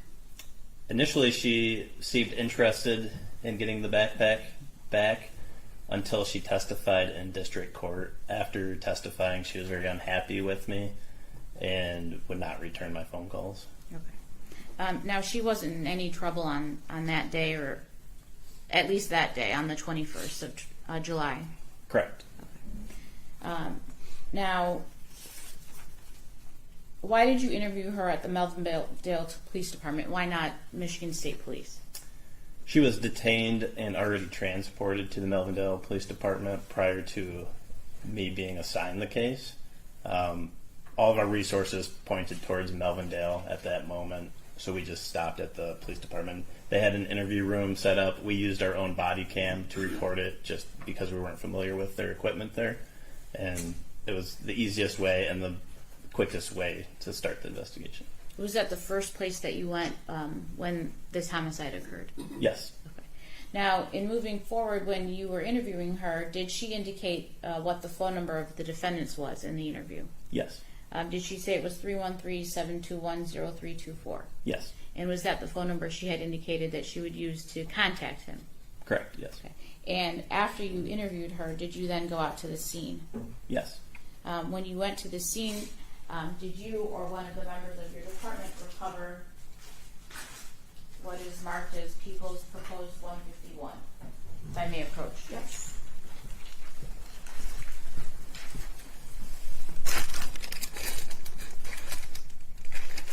Yes, this phone was located at the car wash. I would move for the admission of People's 151. Without objection. 151 is it? Did you believe this to be the phone that belonged to Michael Lopez? Yes, the phone number provided by Rebecca Davis in her interview. A detective on my team called that number, and that phone at the car wash rang as my detective, Lieutenant Ed Price, was standing right next to it. Now, were the contents of this phone or the device itself, at that point in your investigation, were they of any importance at that point?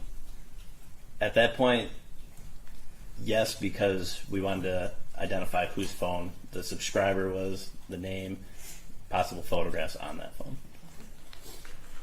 And eventually it was extracted, correct, that the contents were received by you or someone from your department? Yes, a search warrant was drafted and obtained for that phone. Okay.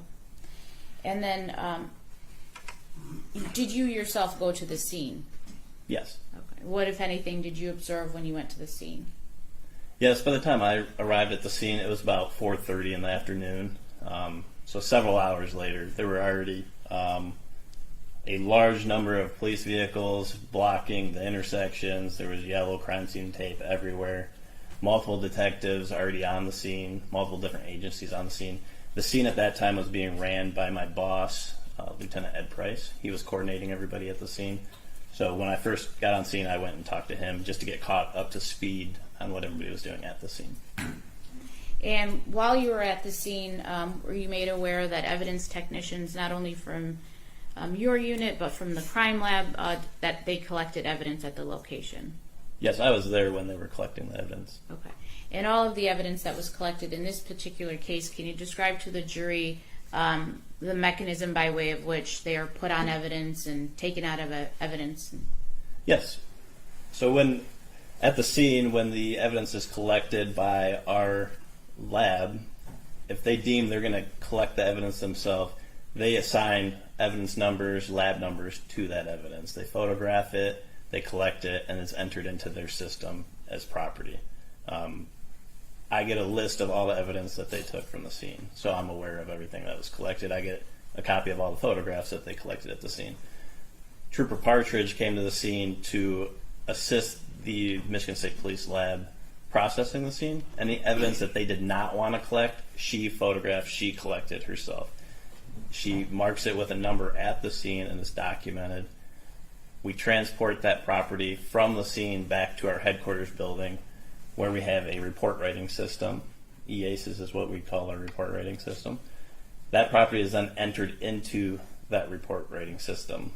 It's provided a number. It may not coincide with the number at the scene in the photograph, but it's entered in. The order she enters in is giving a number for that evidence, and it's given a barcode and that property number, and it remains with that property item through the investigation. And some of the evidence that my colleague admitted through the lab examiners, is that evidence that you would physically have taken to the lab to have tested? Yes.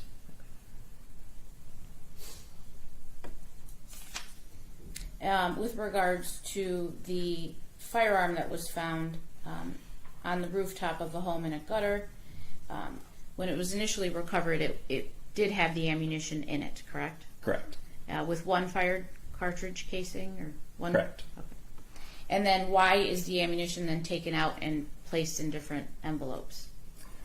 I did not do that myself. The lab collected the firearm from 17295 Dora Street out of the gutter. When they collected that, they packaged the firearm separately from the ammunition, just to make sure everybody's aware that that firearm is not loaded. The lab is not very happy when they open up the box and there's loose ammunition inside the box with the firearm. It could accidentally somehow make its way into the firearm. So it is very common for us to separate the ammunition in an envelope separate from the firearm. For safety reasons? Correct. Okay. Now, when you were on the scene, did you obtain video? Yes. Did you obtain video with consent from the location of 17300 Dora in Melvindale? Yes. I have what's been marked as People's Proposed Exhibit 185.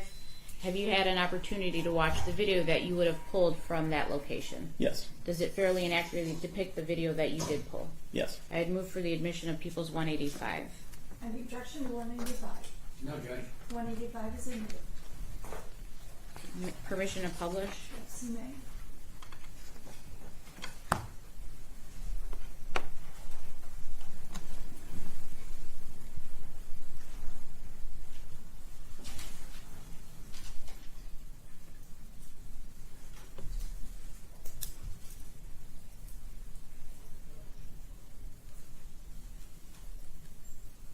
For the record, there are two clips. I'll be playing the first clip.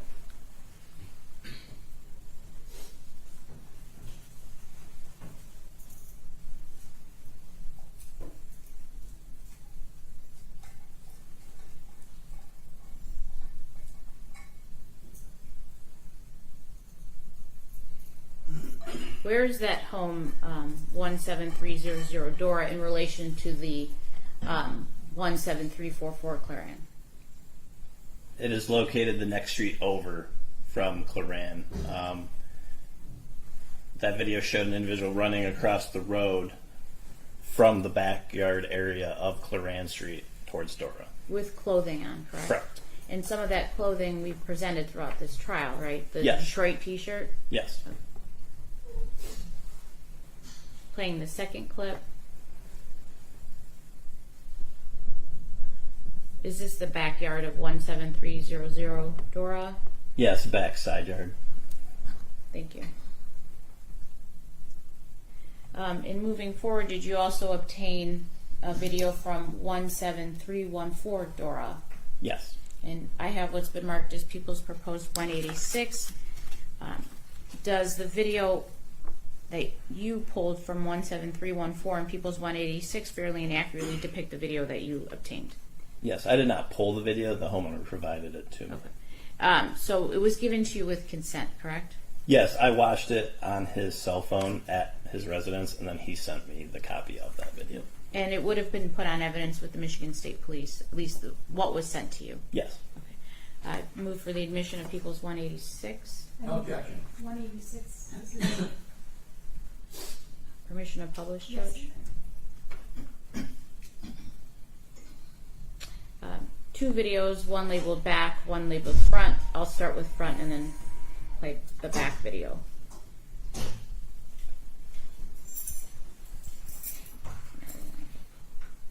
Rewinding it for the record.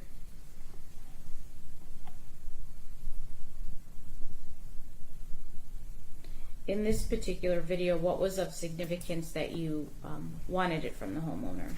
Yes, so this video shows an individual running along the side of the residence located at 17295 Dora Street and making a throwing motion with their arm while running along the side of the residence.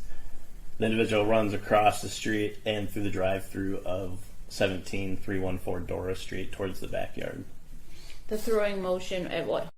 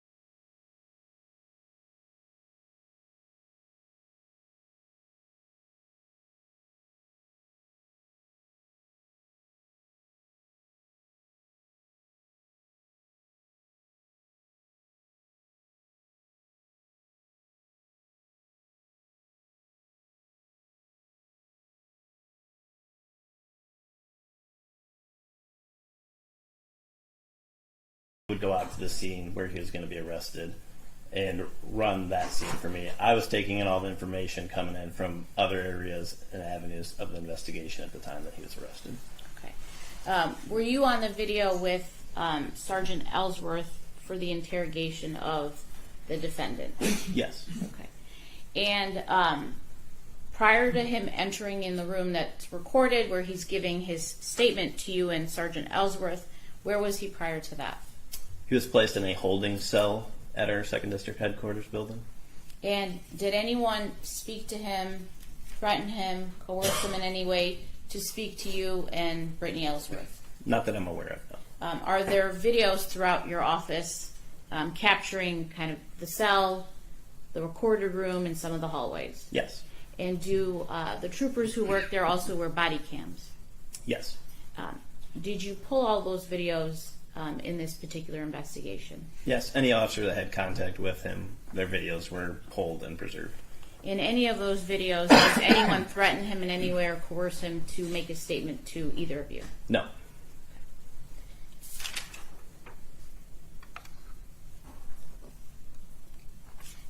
Did you also watch Officer Said's body-worn camera? Yes. How many times would you say you watched it? Probably over 50. And did you prepare or extract from the body-worn camera still frames, kind of a play-by-play of each interaction that Officer Said had with the defendant? Yes. And what was the purpose of doing that?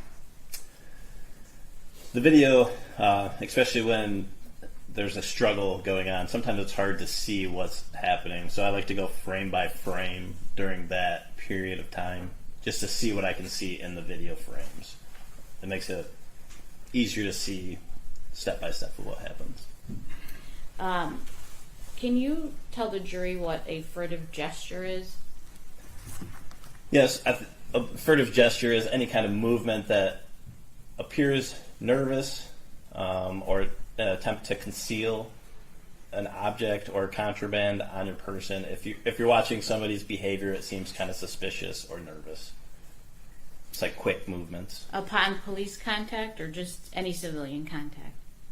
I've seen it when I'm off duty of people making furtive gestures as well, but on police contact, I've seen it quite a bit, yes. So when you're on duty, let's say you come into contact with someone for, let's say, a minor traffic violation, where their hands are placed, is that of a concern of yours? Yes, I was taught very early in my career, always watch hands, regardless of what's going on. Why is that? To me, as an officer, the hands are one of the biggest threats. What the hands are doing could ultimately be a threat to myself. Is the Michigan State Police equipped with tasers? Yes. And what is the purpose of having a taser on you? It is a non-lethal weapon to use. It's a form of use of force. What are some instances where you would be permitted or allowed to use a taser? Active aggression, active resistance. And you watched the body-worn camera of Officer Said in this situation, correct? Correct. You said that you've been in law enforcement how long? Almost 12 and a half years. Would you just have left Michael Lopez standing there the way he was acting and after he ran away? No. Why is that? That is my job. I'm there on a traffic stop investigating the individuals at that. After seeing his behavior, furtive movements, nervousness, and he runs from the traffic stop, that is still my stop. I will further investigate why he's running. That is my job. Thank you.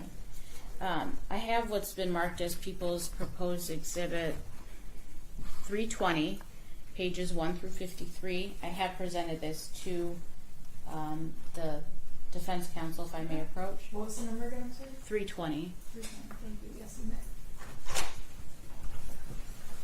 Are these the still frames that you obtained from Officer Said's body-worn camera?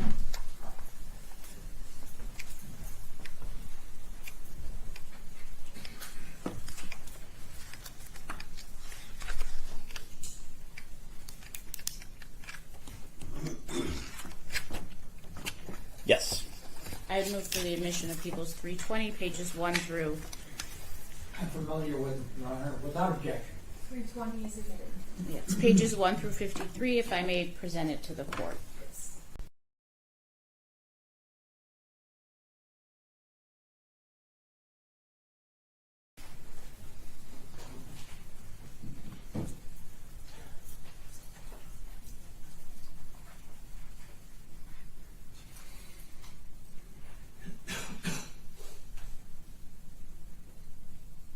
Are you asking that these not be shown since the body worn camera was No. there, or they're different areas and Uh,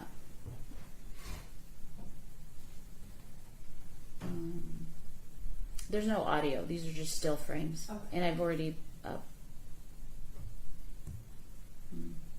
maybe it's best that they're I not don't know shown. what, maybe there before.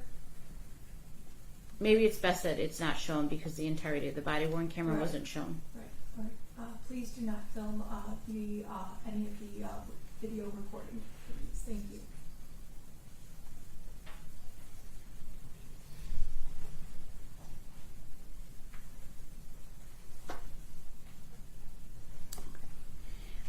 Detective Sergeant Hartman, I'm just going to play them sequentially, pages 1 through 53. I might stop you and ask you some questions with regards to some of the still frames. Okay.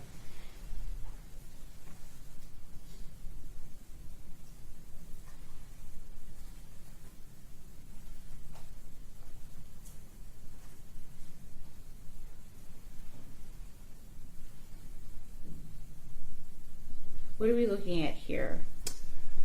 This is the backyard of 17344 Claran Street. You could see Officer Said's right arm extended towards Michael Lopez with his taser in his right arm. The picture shows that the taser was cycled, which discharges the probes from the taser towards Michael Lopez. Are those the wires or the strings that we see coming from the taser? Yes. Have you had an opportunity to take a look at the actual taser when on scene and throughout this trial? Yes. What color is it? It is black in color. Does it look like the firearm that Officer Said was equipped with on that day? In my opinion, it does not look like the firearm. Does it also make a sound when it's ejected?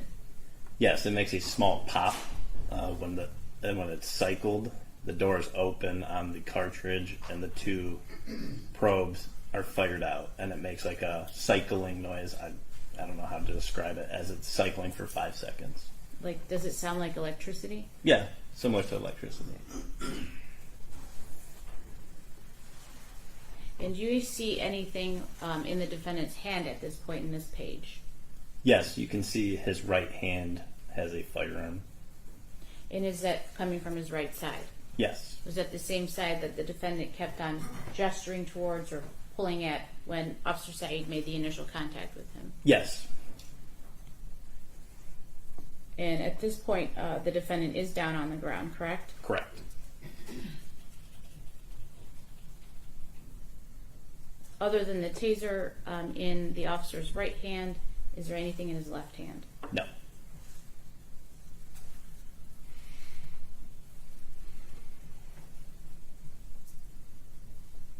What are we looking at here on this page? This page shows the revolver firearm in the right hand of Michael Lopez.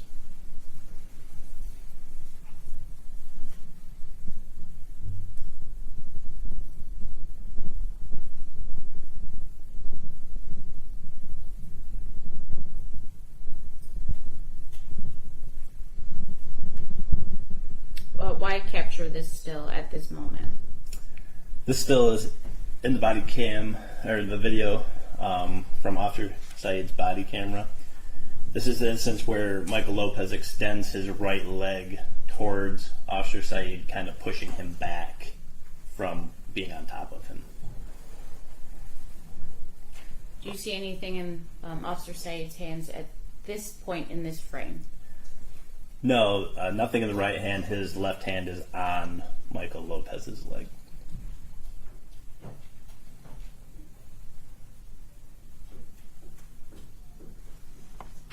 Do you see any object in this particular frame?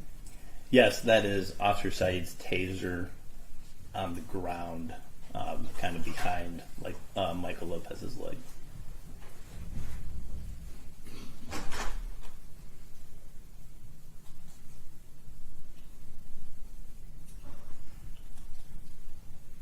Does Michael Lopez move up off the ground slightly? Yeah, he sits up slightly, like kind of off his back onto his butt, kind of towards the direction of Officer Said. What do we see here hanging in this page? That is the mic from Officer Said's radio. And was that presented through Emily Partridge with the Michigan State Police, the radio? Yes.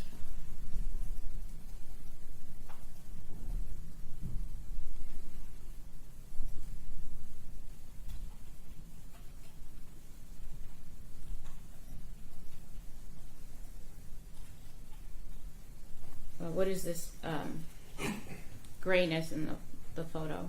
That is smoke from the gunfire. That's a gunpowder from the gun being shot.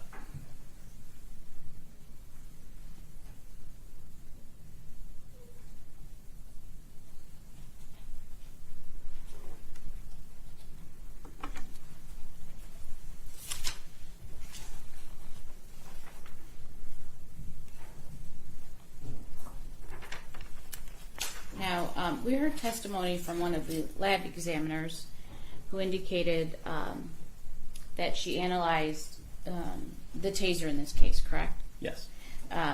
Was the grip analyzed or the tip of the taser analyzed? The grip and the frame of the taser. Okay. And the defendant's DNA is on both of those, or Yes. one?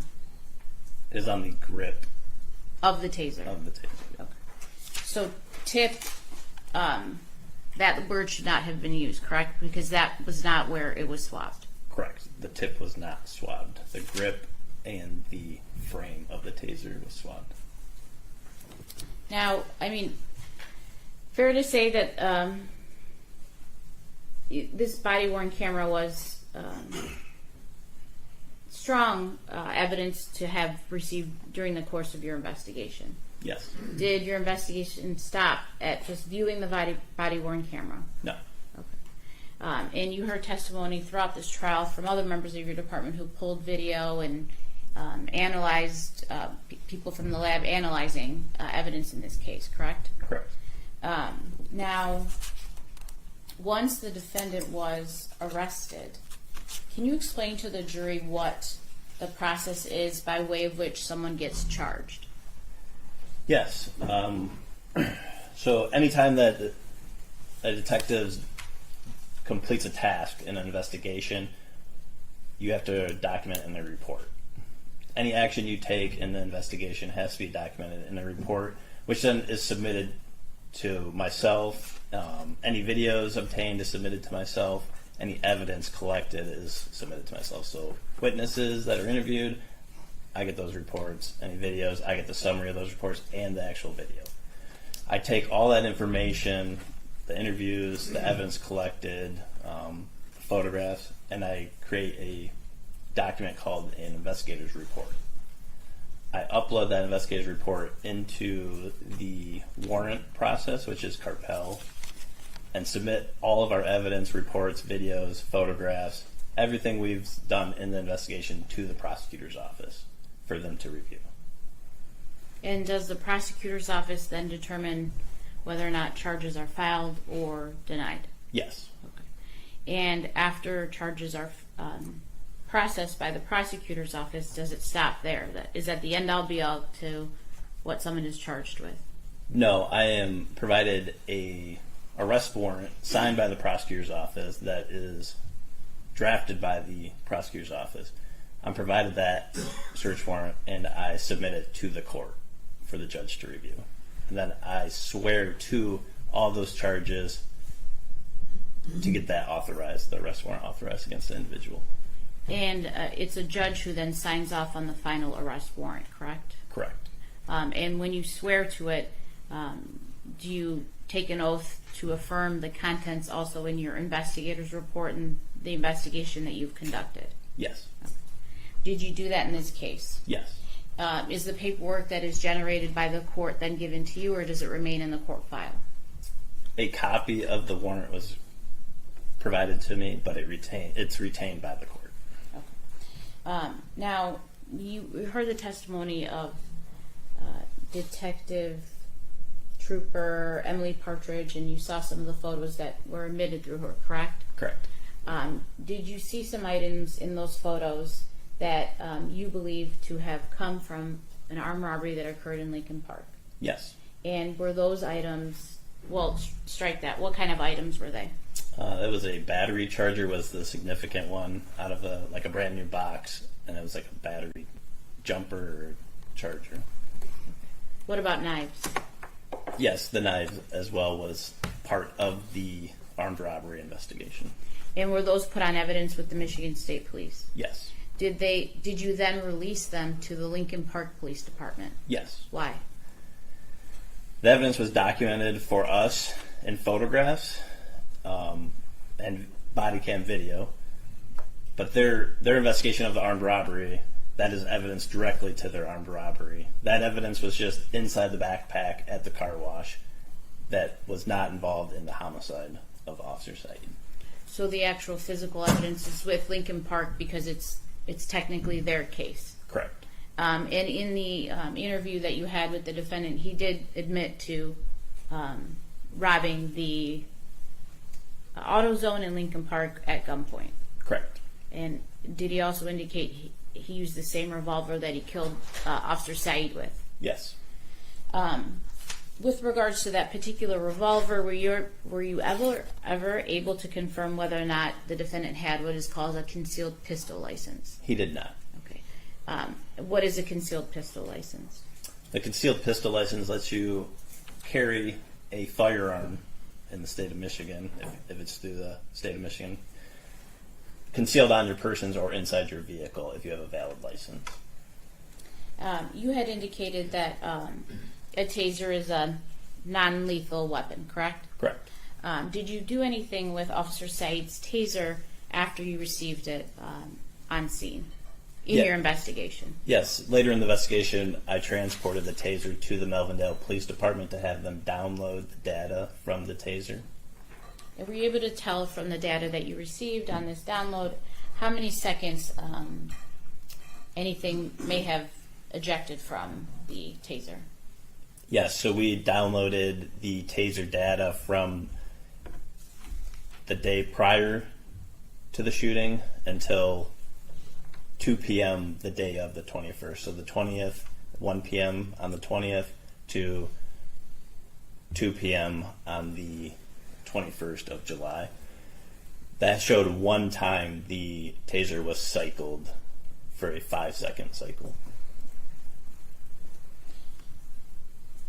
When you watched Officer Said's body-worn camera, you said around 50 times or so, are you able to tell whether or not the taser prongs penetrated the defendant's skin, or was it the clothing?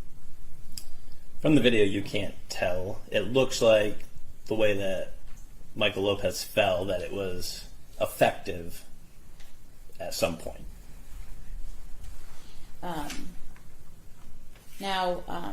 Throughout this trial, you may have heard some of the defendant's unprompted statements, correct? Correct. These are statements that I didn't ask, the judge didn't ask, nor did the defense, correct? Correct. Does your investigation or does any evidence submitted throughout this trial support anything that he may have said that was unprompted? No. One moment, Judge. Lastly, I have what's been marked as People's Proposed 35. Can you tell me what I'm handing you? Yes, this is the clip for the body-worn camera of Officer Said. And was that put on evidence with the Michigan State Police during the course of your investigation of this homicide? Yes, this was provided at Melvindale Police Department when the body cam was transported there to Detective Sergeant Ellsworth, who then provided it to Detective Sergeant Clark to enter in as evidence. I'd move for the admission of People's 135. Any objection to 135? No objection, Your Honor. 135 is admitted. Thank you. Is this the mechanism by way of which a body-worn camera is attached to a police officer's vest? Yes, that's one way you can attach it to your vest. I have nothing further. Commissioner. Cross. Yes, Your Honor, thank you.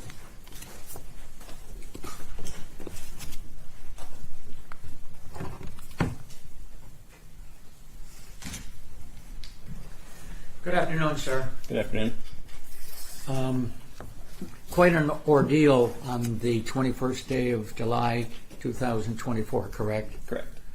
And you know that an item in this case, excuse me, has come into play called a taser. Is that correct? Yes. They've been, as far as you know, a part of police work for how long? Do you know?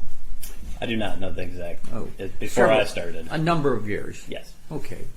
And was one of the ideas of a police use of a taser was to have an item on their person which would represent a non-lethal approach to someone who might be otherwise fearful that they might be shot with a firearm or such? I'm not sure if I track what we're. It's Okay. a non-lethal weapon provided to the police officers to use. Right. And it's used to stop and detain persons, correct? Depending on the circumstances. Yes. If it's fired in the proper order and need for, is that correct? Correct. Okay. And it is a non-lethal weapon in which the public is generally knowledgeable about those type of things. Wouldn't you agree? I can't You don't can't know answer that for the answer, public. but okay. Michigan State Police troopers on the road carry tasers. Yes, we are trained. Okay. to carry them. And the purpose of a taser would let anyone who might come in contact with them know that the officer has something besides a firearm in order to deal with a situation which only a taser might be necessary. Would you agree with that? Your statement, you kind of lost me a little bit Okay. halfway through, but it's provided to the officers to have a non-lethal weapon Right. when they're interacting with the public, That's if right. they need that. That's correct. Yes. And it's commonly known, wouldn't you agree, and part of it would be for the public to know such item was available. I don't know if it's advertised to the general public, but Well, let's face it's it. common knowledge. Let's that face it. police It officers- is advertised, is it not, when it is an item on a officer's belt and it's yellow.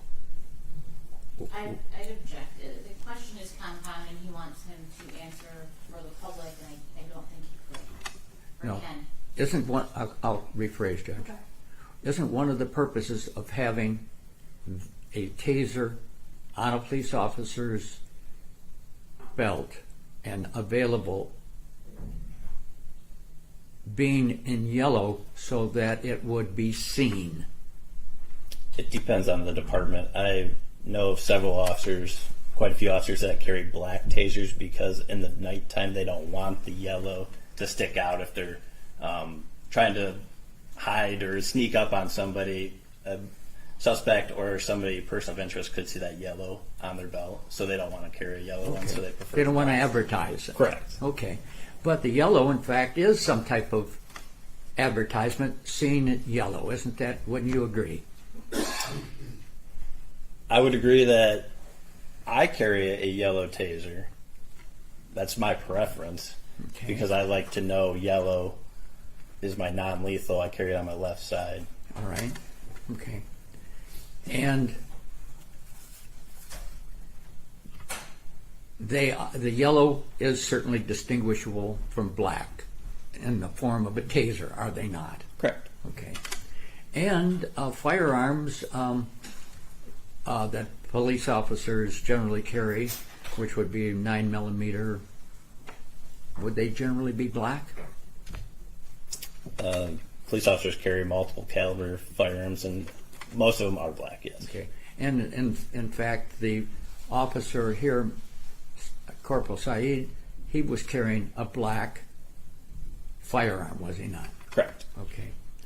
You saw the officer from your department and unit hold up the two together, looking at the muzzle of the taser and the muzzle of the firearm. You saw that, did you not? Yes. And you heard him acknowledge that, in fact, they had, and especially here with that flashlight on the Corporal Said's weapon, had very similar appearances. You heard him say that, didn't you? I heard him say they were both black in color. Yes. Okay.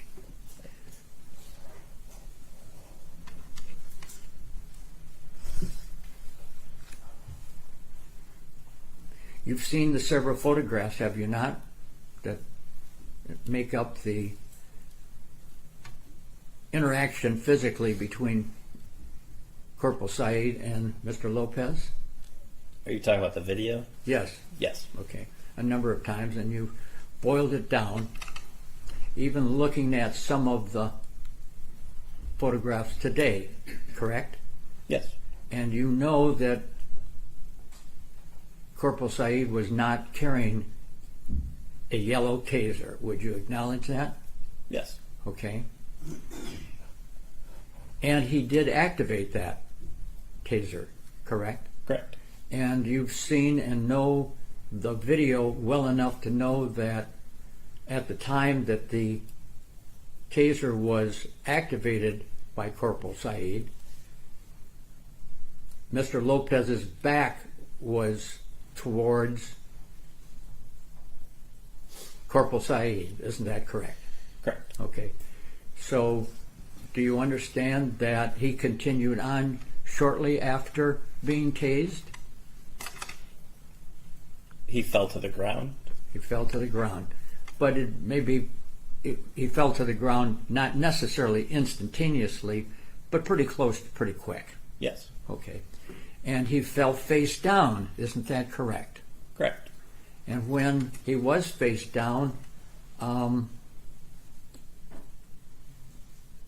he was not at that particular time being face down looking at Corporal Said. Would you agree with that?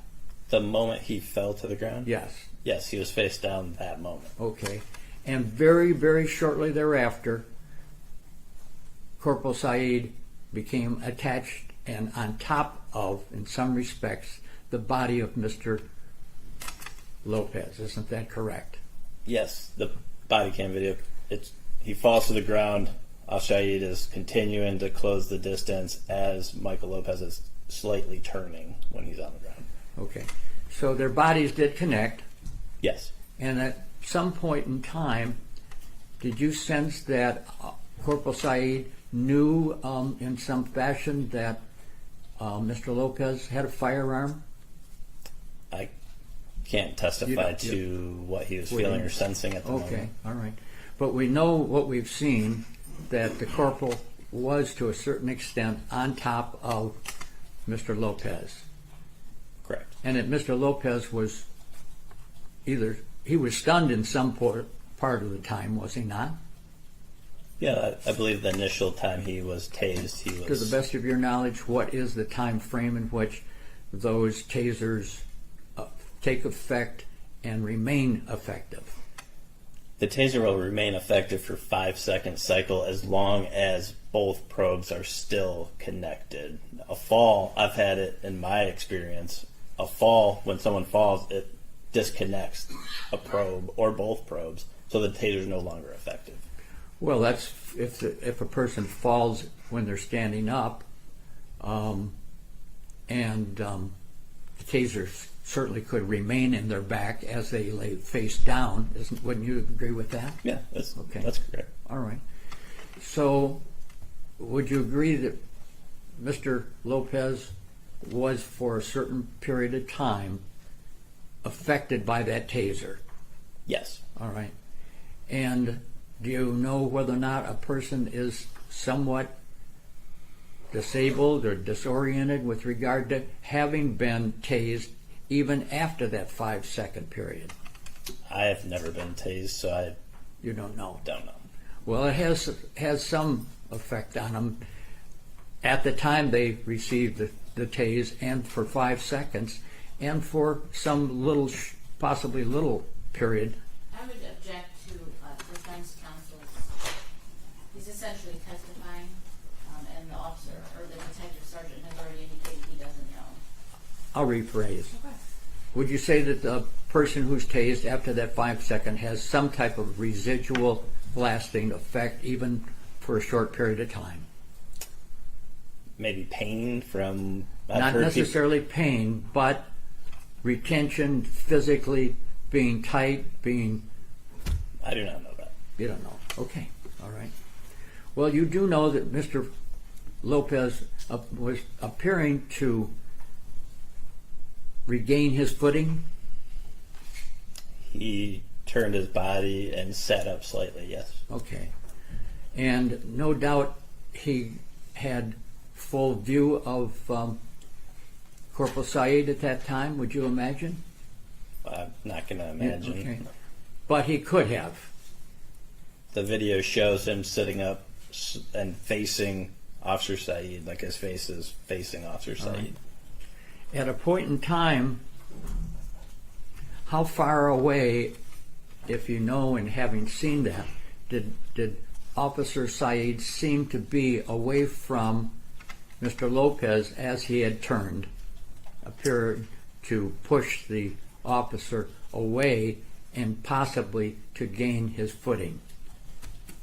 The video showed Officer Said's left hand on Michael Lopez's leg as he extended it towards Officer Said, so it was very close in distance. Right. The video continues to show Officer Said's camera get further away, not very far, but slowly backing up as Michael Lopez sat up on his butt and extended his right arm with the firearm. And at that particular time, Officer Corporal Said had a taser in his hand, did he not? He did not. He did not. What do you think and say happened to it?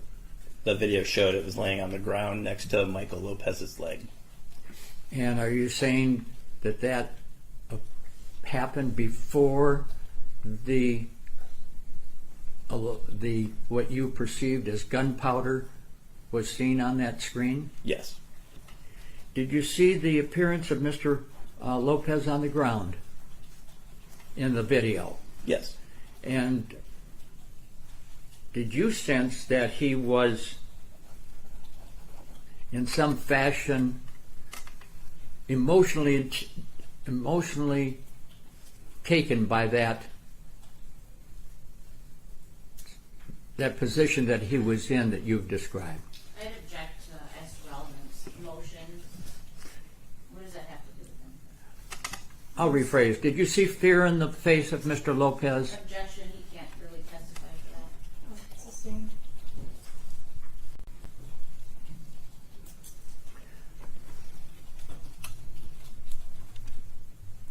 At a point in time when Mr. Lopez regained his feet, do you know what position Mr. Corporal Said was in? The body cam video shows him immediately fall to the ground onto his back after the gunshot. It does not show Michael Lopez after that, so I do not know. Thank you. Just briefly. You've had an opportunity to take a look at the taser that Officer Said was equipped with that day, correct? Correct. Would you say the shape is different than the firearm he was equipped with? Yes. The color of the taser, the front end of it, the cartridge. Yes, it was the green doors on the cartridge. What kind of firearms have green tips? Toy, but they're usually orange. Okay. You had an opportunity to watch the body-worn camera. Did Officer Said announce that he had a taser? He said taser, taser, taser. Yes, he said it 3 times. Okay. Could you hear the sound of the taser, that electric sound? Yes. And in the video, you indicated that you saw the taser on the ground while the defendant was armed with the firearm in his right hand. Yes. At some point in the video, you also see after the taser's on the ground, there's nothing in Officer Said's hands. Correct. Did it appear that the taser had taken effect on the defendant when he lifted his upper body up and shot Officer Said? It does not appear the taser is in effect at that moment. You were in the interview room with Sergeant Brittany Ellsworth and the defendant, correct? Correct. Were you there when the defendant said he knows the difference between a taser and a gun? Yes. And you were also here when Police Officer Joshua Jackson testified as well. Yes. And in your investigation, were you made aware that the defendant has been tased before? Yes. I have nothing further. Any recalls? No, Your Honor. You may step down. You are excused. Thank you. Thank you.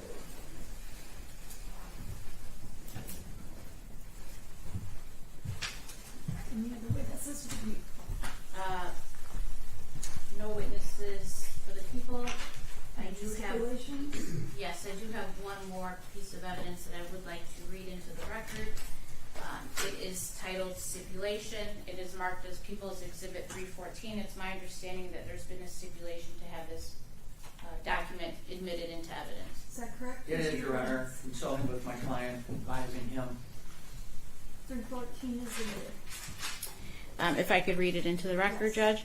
It's titled Stipulation. It indicates both parties, the defendant, his counsel of record, and the people of the state of Michigan stipulate that the defendant, Michael Lopez, for purposes of the charges of weapons, firearms, possession by a prohibited person, and weapons, firearms, ammunition, possession by a prohibited person, MCL 750.224 F6 and MCL 750.224 F7, has been previously convicted of a felony/specified felony.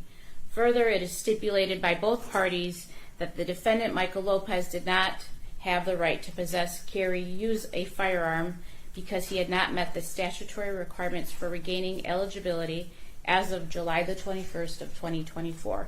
It's signed by myself and Mr. John McWilliams, the defense attorney in this case. Is that correct? It is, Your Honor. Ladies and gentlemen, we will break for lunch now and come back at 1:30.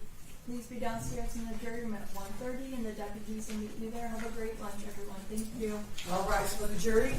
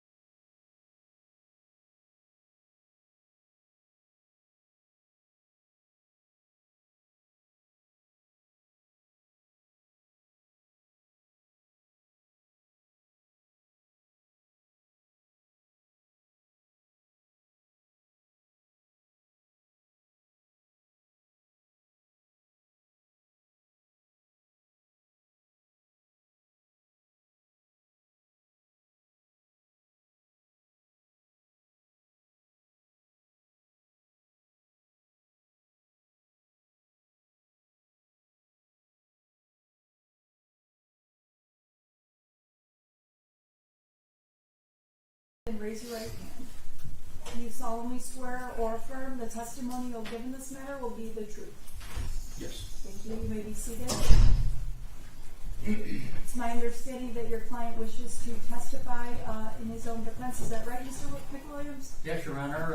As the court knows, my client has several options to make in terms of, at this point in the proceedings.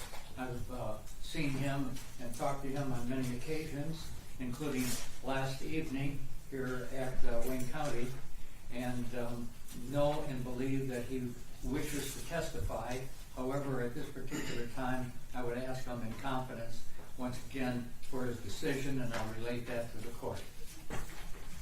It's my understanding that Mr. McWilliams has met with Mr. Lopez over the weekend to reinforce the importance of complying with my orders and what is at stake if he does not, and that is that he would lose his right to testify. And you understand that, Mr. Lopez? Yes. I'm going to start from the beginning. You have the constitutional right to testify at your defense at trial. You understand that? Yes. You also have the right, if you wish, to give up your right to testify and remain silent. You understand that as well? Yes. If you elect to remain silent, I will advise the jury that they cannot use your silence against you in any way. You understand that too? Yes. Have you had a chance to discuss your decision with regard to whether to testify or not testify? Yes. Have you had a chance to discuss it with Mr. McWilliams? Yes. Did he answer all the questions that you have about that decision? Yes.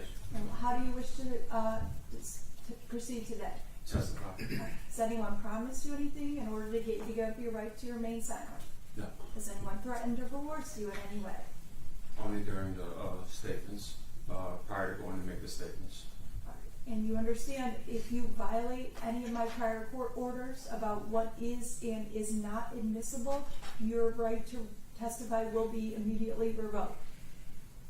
Yeah, there was no motion on that facts, on those facts, Your Honor. Right. You're not showing at all that you are going to be able to be successful at that by that response. That's a yes or no.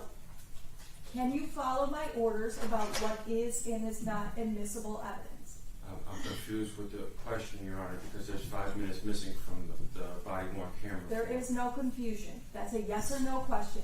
Can you follow my orders about what is and is not admissible in this trial? Yes, I believe so.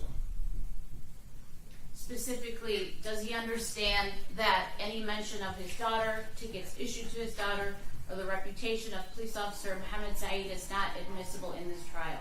Yes. Does he understand that? Do you understand that? Yes, I believe so. You believe There's so? a difference between believing Yes. so. If you want to testify, you need to follow my orders and show me that you can follow those, because based on your conduct throughout the trial, you're showing me that you cannot. And by hesitating, you're showing me also, again, I'm that just you're not nervous. to be able to comply with my I'm orders. just nervous, Your Honor. That's all. Again, can you follow my orders about what is and is not admissible at trial? Yes, Your Honor. Including I know not all the rules. including not mentioning at all the traffic stop involving your daughter. Yes, Your Honor. And what was the other thing? The reputation of the officer. Because he didn't know him. Can you follow that as well? I knew my family filed a complaint on him, Your Honor, and it's hard to not state that I knew that my family filed a complaint on him when I realized who he was, Your Honor. Also not true, Judge. How do you know I didn't know that? Also not true, Judge. Okay.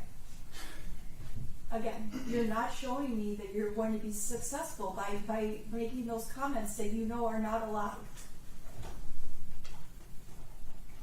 I'm confused. That's all, Your Honor, because the truth is that I realized who he was in the middle of the interaction. And I have ruled that that is not admissible. Anything relating to the interaction, the prior traffic stop involving your daughter is not admissible. The fact that you allegedly claim you recognize him, that is not admissible.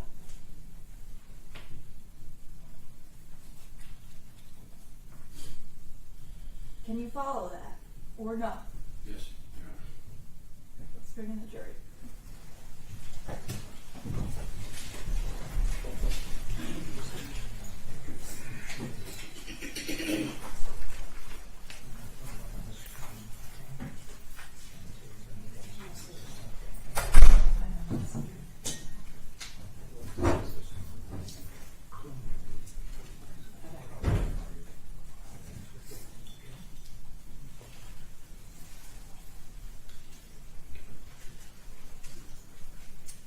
arrest first? Yes.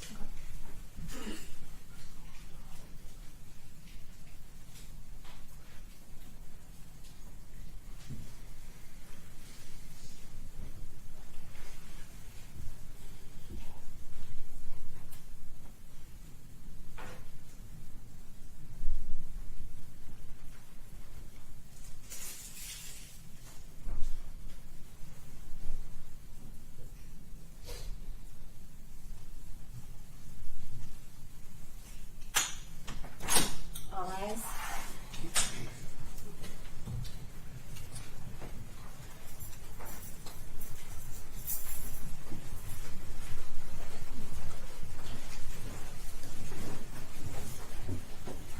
You want to be seated.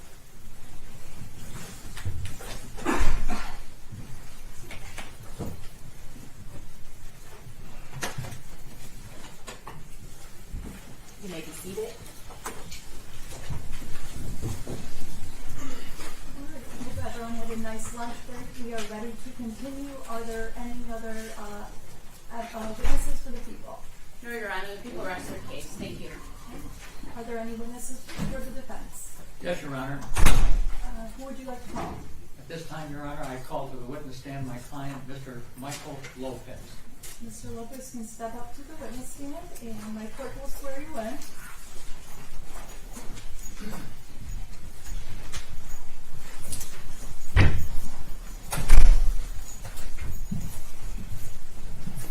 Before you sit, would you raise your right hand so we can swear you in? Good afternoon. Do you solemnly swear and/or affirm that the testimony you're about to give be the truth? Yes. Thank you. You can have a seat. And then when you're ready, can you state and spell your name for the record? Michael Lopez. The microphone in front of you, as you've heard me say to other witnesses, is recording everything that's said, but it's not amplified, so you just speak up nice and loud, okay? Okay. You may begin whenever you're ready, Mr. McWilliams. Thank you very much. Good afternoon, sir. Good afternoon. Would you state to the ladies and gentlemen of the jury your name? Michael Lopez. Thank you. How old are you, Mr. Lopez? I'm 45. Drawing your attention and going back to July 21st, 2024. Do you remember that date? Yes. Okay. Yes. Do you remember how the evening progressed from midnight on into the morning hours of that particular date? Yes. And what does that have to do with the establishment sometimes known as the Melrose Motel? I'm sorry? What does that date bring back to your mind with regard to this case and the early morning hours that I've just suggested of the date and time at the Melrose Motel? While I was arriving there was a lot of police officers at the Melrose. Had you ever been to the Melrose Motel before? Yes. Okay. Several different occasions? Yes. Okay. And were you having a relationship with a person who you were having contact with that was at the Melrose Motel? Yes. Okay. What was that person's name? Miss Davis. Okay. And would that be Rebecca Davis? Rebecca Davis. Okay. And a point in time during the nighttime hours, the early morning nighttime hours of the date in question, were you with her in a motel room at the Melrose Motel in Melvindale, Michigan? Yes. Okay. And the activities there were some having relations and also doing some activities with regard to possibly some substances. Correct. Okay. And that also some physical personal contact between you and the female Miss Davis? That's private, but yes. Okay. And was it a point in time where you became what they call asleep? Yeah, I was knocked out. Okay, approximately what time, if you can recall, that you woke up that morning at the Melrose Motel? Checkout time, so around 11:30. Okay. And how did that checkout go? Well, I'll ask you directly. Did you begin to get dressed and pack the bags up and things like that? No, everything was packed. I was knocked out, and she was rushing me to wake up and get out of the room because it was checkout time. So, Okay. And how long did it take you to get prepared? like I said, she was kicking me out of the bed, dragging me out of the bed. Damn near I was knocked out. And yeah, so she had everything packed up. I grabbed my book bag, and she already had her book bag Okay. and duffel bag, and yeah, she was ready to go. Okay. I'd like to ask you about your condition, mental condition, and any substances that you might have, and any effect that such things had on you. What substances had you used that evening? Crack cocaine, meth, fentanyl, drinking, some weed earlier too as well. What was the effect upon you during the time that you were doing that, and the time that when you woke up and began to matriculate as an adult there at that motel? Woke up groggy and snapped out of it while I was getting some fresh air walking out of there down the street. Were you alert? Yeah, I became alert once I started walking and got something to drink and yeah, got some fresh air. Okay. It was a beautiful day out. Well, you're familiar with the place that in question called do we know it as the car wash? Yes, Okay. That's actually called the Finish Line Car Wash. correct. Did you have a car there to wash at the Finish Line Car Wash? No. Okay. How far away from the motel, Melrose Motel, was the Finish Line? Across the street, right next to the gas station right there. Okay. Would you agree and know that it would have been on a street called Oakwood Correct. in the city of Melvindale? Correct. And what were you carrying? A book bag. And could you tell what Miss Davis was carrying? A book bag and a duffel bag. Okay, all right. And did you walk together, or were you just following behind, or she following behind? How did it go? We were walking together. Okay. Were you talking about anything in particular? Yes. Barbecue and hang out. Specifically barbecuing though later on. For the balance, sometime the balance of the day? I'm sorry? Sometime the balance of that day? Yeah, we were deciding on the rest of the day. So looking for a ride to get back to Southwest Detroit and barbecuing later on in the day. Yeah. All right. And we're talking about July the 21st, 2024. Is that correct? Yeah, Sunday Now morning. it's probably slightly at or after 11:30 checkout time? Correct. Okay. How long did it take you to get to the, sometimes known as the, you know what I'm talking about, don't you, sir? The car wash. Oh, yeah, no, just a couple minutes. Okay, Yeah, all right. right down the street from the mountain. Okay. When you got there, what was going on at the car wash, if you can tell? Nothing much. A couple people washing their cars there. Okay. You didn't have a car there to wash. No, we were on foot. We were walking. And what were you dressed like? I had some jogging pants on, pulled up, to my knees, and a black T-shirt, and some just all new remember clothes, all new clean clothes. Yeah, they were You all, remember it was a July date. yes. And what was the temperature out? So it's hot already. It was 11:30 in the morning. It was pretty hot Do already. you remember what day of the week it was? Sunday. All right. So as you crossed Oakwood, did you see traffic out there?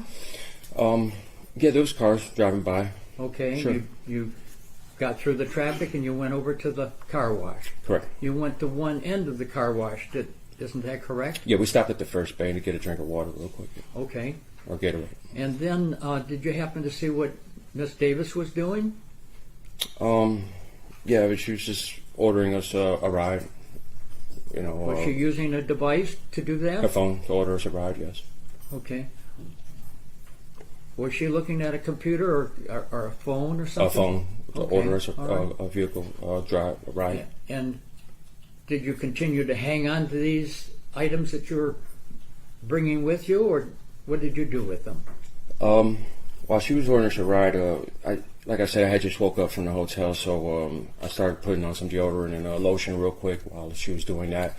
I had took a drink of Gatorade, and like I said, hot day, just stop for a quick second to order us a ride real quick and keep it moving. Right. Well, actually, honestly, I'm sorry. I asked for the duffel bag. I didn't like that she was carrying a duffel bag. So give me the duffel bag, please. Let me carry that, and let me get a drink of the Gatorade while you order us an Uber. Okay. Yeah. So anyhow, did there come a point in time in which you took a cigarette and put it in your mouth and began doing something with it? I was actually smoking a cigarette on the way there, so yeah, I still had a cigarette in my mouth. I was All right, smoking that at the okay. time. Yeah. I take it that you realized that it was a Sunday morning and people were coming and going, maybe some from church, and you and Miss Davis were there in the bay of a car wash. Is that correct? Yeah, it was right next to the dryer vacuum thing.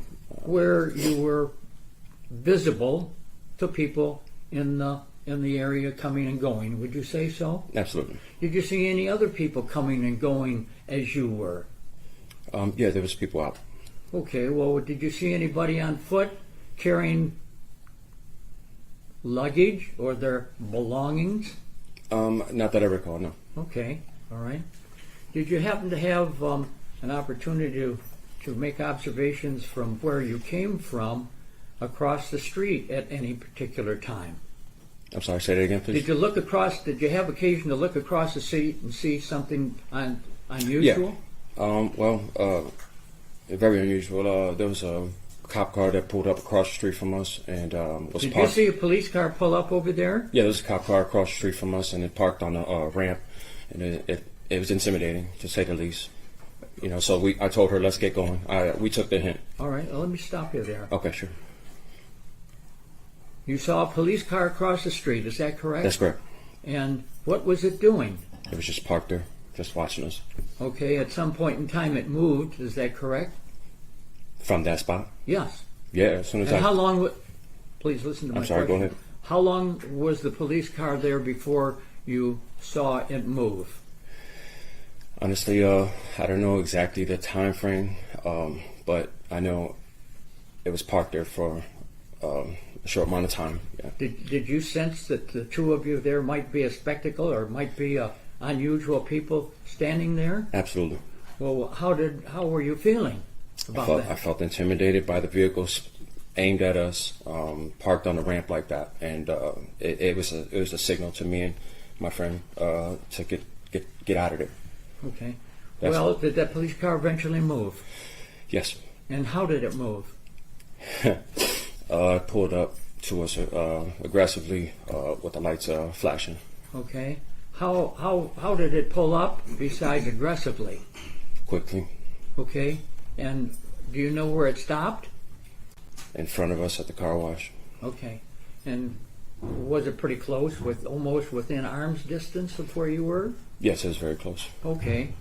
And when that police car pulled up, you sensed that there was a driver and probably a police person there. Is that correct? That's correct. All right. Did you look to see whether or not that police car door opened? Yes, it did.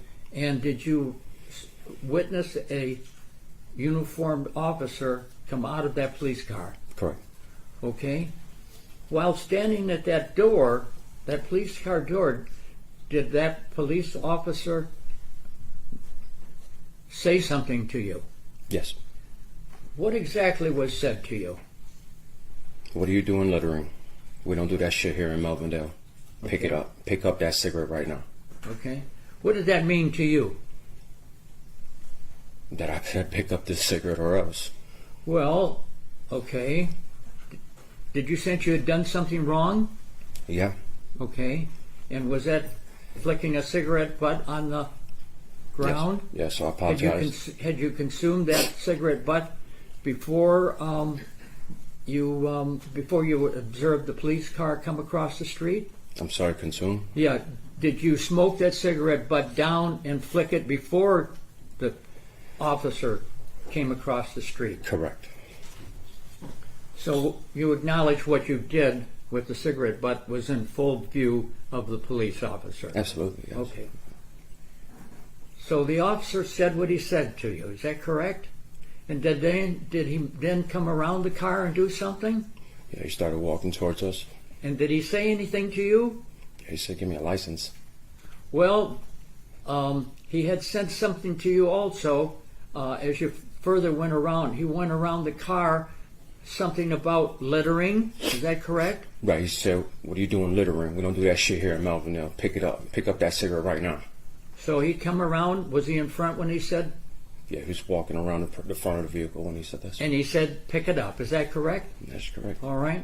Were you respectful of him? I was apologizing repeatedly as I picked up the cigarette off the floor.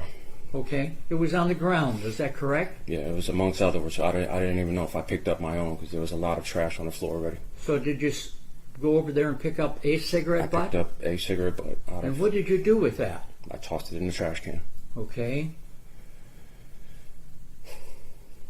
And what was your feeling after you did that? I thought that was enough, and yeah, I thought. Are you trying to sense that you complied with what he said? I thought that was enough, and it's time to go now. Yeah. Okay. Did you happen to see what Miss Davis was doing at that time? She was on the phone. She was on the phone. I think she was showing him her ID on the phone. That's right. Trying to come up with her ID? Correct. Okay.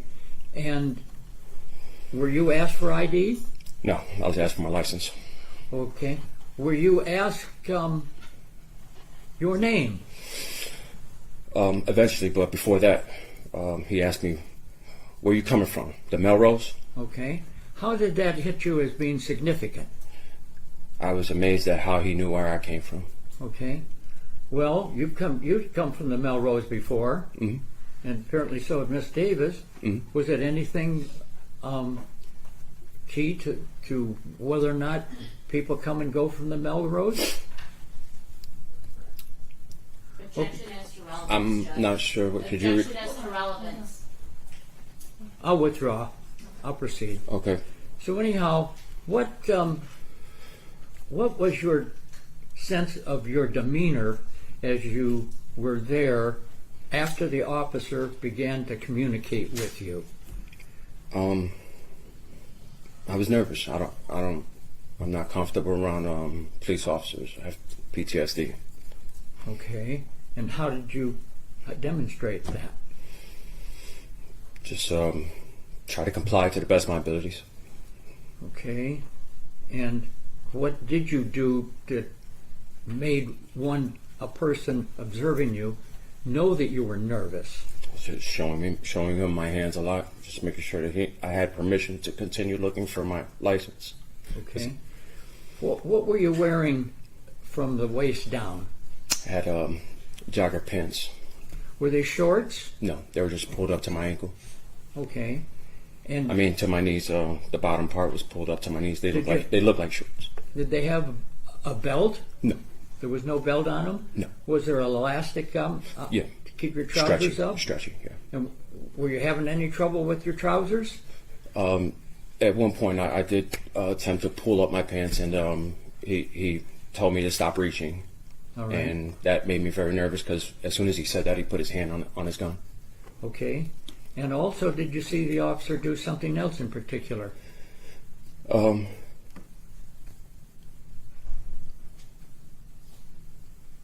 I'm sorry. I got bad anxiety, and I'm sorry. Objection as to, I would ask that be stricken. His anxiety has nothing to do with this. May I ask you, It will be stricken. Jurors disregard the last statement from the defendant. what were you doing, if anything, with regard to your hands?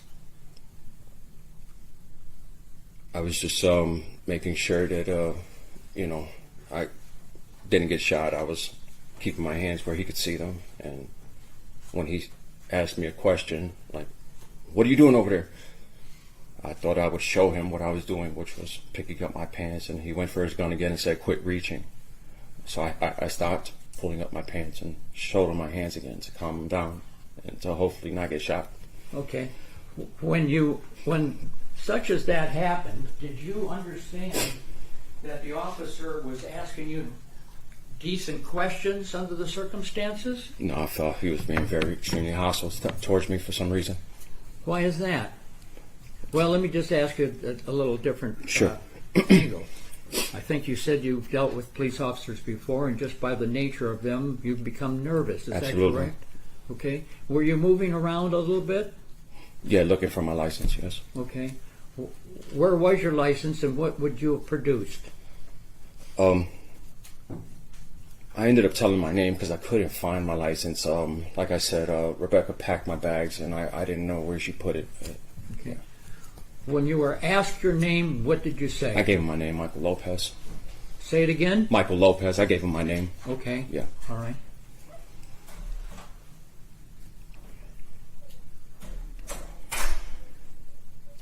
Did you sense that the officer was interested on what was on your waistband? Oh, yeah, he was like, he poked me in my waistband when I was looking for the ID, which really made me feel uncomfortable. And I said, "What?" And I said it's my phone case. And he said, "What's that?" And I said, "Oh, that's just my knife." And I took it out and I placed it on the thing where the vacuum is, and then I again showed him my hand so that I could hopefully make it out of this alive. Okay. Well, what were you thinking at this time when you... That this is feeling extremely uncomfortable and it's time to go, and that's what I told him. I gotta go, and I left. Did you tell anybody else, let's go? No, I just said I gotta go, and Okay. I left. How did you leave? Yeah, quickly, immediately. I understand, but were you facing the officer at the time? No, at the time, all I know is that I felt uncomfortable and not safe, and I just ran. Like, if it wasn't for the video, I wouldn't have known exactly what I did, honestly. Okay. Well, you had to turn around and look and see where you might go? Yeah, I was looking around, yeah, obviously, for the best way out, to get away from this man. Okay. And I take it that you did turn and see a passageway to leave? Correct. Okay. And what did you do? And I ran through the bay, through the back, jumped over a fence, and ran through a backyard. Okay. What else? I was attempting to discard the weapon that I had, just in case if I did get caught by him, because I didn't want to get caught with a weapon. Mm-hmm. So I was trying to discard it, and as I was trying to discard it, I got shot in my back. And well, first of all, you went some distance, did you not? yes, Okay. yes, And you ran out of the premises of the car wash, correct, through the bay. and you went out to a street, Yes, and past some bushes, past bushes. and then you started going into backyards. Is that correct? Yeah, I hopped the fence, went into a backyard. Yes, Well, you hopped one fence, did you not? one fence. Yes. And did you sense that the officer was there? Or? Honestly, in the heat of the moment, no, I didn't realize where he was at the time. As I'm rounding the back of the house, I took a look to see if I had enough space to toss the weapon, and I realized that he had what I thought was a black gun in his hand. A Glock is what they carry, and I was trying to toss the weapon at the same time. All right. Let me just stop you for a moment. Okay, I'm sorry. Go ahead. Are you telling us you had a weapon in your pocket? Yes, I had a weapon in my right hand pocket. Okay. And it was in the pocket of those trousers you've just described. The Is that jogging correct? pants, yes. Okay. You'd already gone over a fence. Is that correct? Correct. And you were running through one backyard? Correct. And you were heading for another backyard? Yes, I was heading towards the fence of the neighbor's yard, yes. Okay. And as you proceeded, did you feel something in your back? Yeah, I thought I got shot by a gun in my back. Well, we'll get to that. Okay, no problem. At a point in time, did you realize that you were on the ground?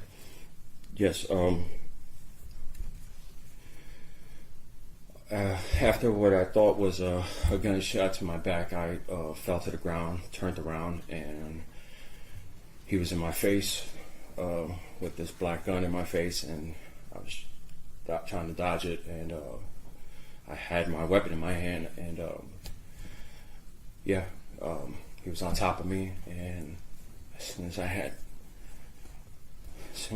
the opportunity, I protected myself from dying. I thought he was going to kill me back there in that yard.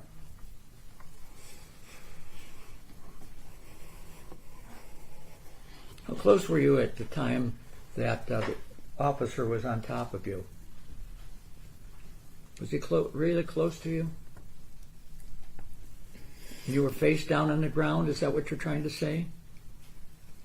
Yeah, I fell down at first, thinking I'm just going to be another person just getting shot in his back again.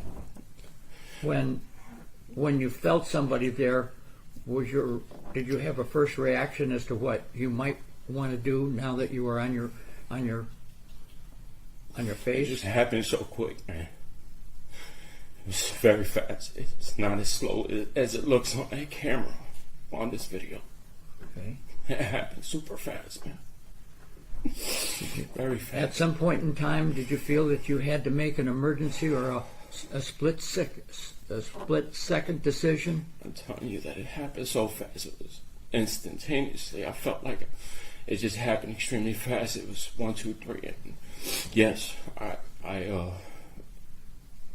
felt like I was about to die back there in that yard when he was standing over me with what I thought was a gun in his hand. And so what did you do? Sorry.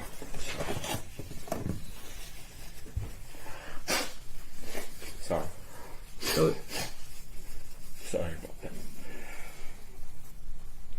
So, sir, seeing what you saw, and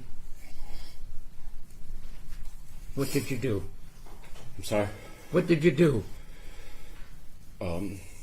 I shot Mr. I understand you shot him, okay? Can you tell us at what point in time, when you were trying to get up, did you do that deed? Like I said, it happened really fast. If it wasn't for the camera, I wouldn't remember exactly how it happened. But yes, I was on my back, and I was able to get him off of me and create enough distance to shoot him. But he was standing over me, and I thought that he was about to shoot me and kill me on that floor. I thought he already shot me once, already in my bag. Now, at any one point in time, were you face to face with him? Or have an object placed in your face? Like I said, when I fell down on the floor, he ran towards me. When I turned around, he was on top of me with the gun in my face, and I thought it was a gun this whole time, man. I thought it was a gun. Are you familiar with such things as taser? Yeah. Do you know that modernly what color they are? Yeah, they're usually White. They're usually bright yellow, very bright yellow. Okay. Did you see any bright color, such as a yellow color? There was no yellow taser in his hand. What did you see? I seen a black gun. I seen a very black gun. And what did you do?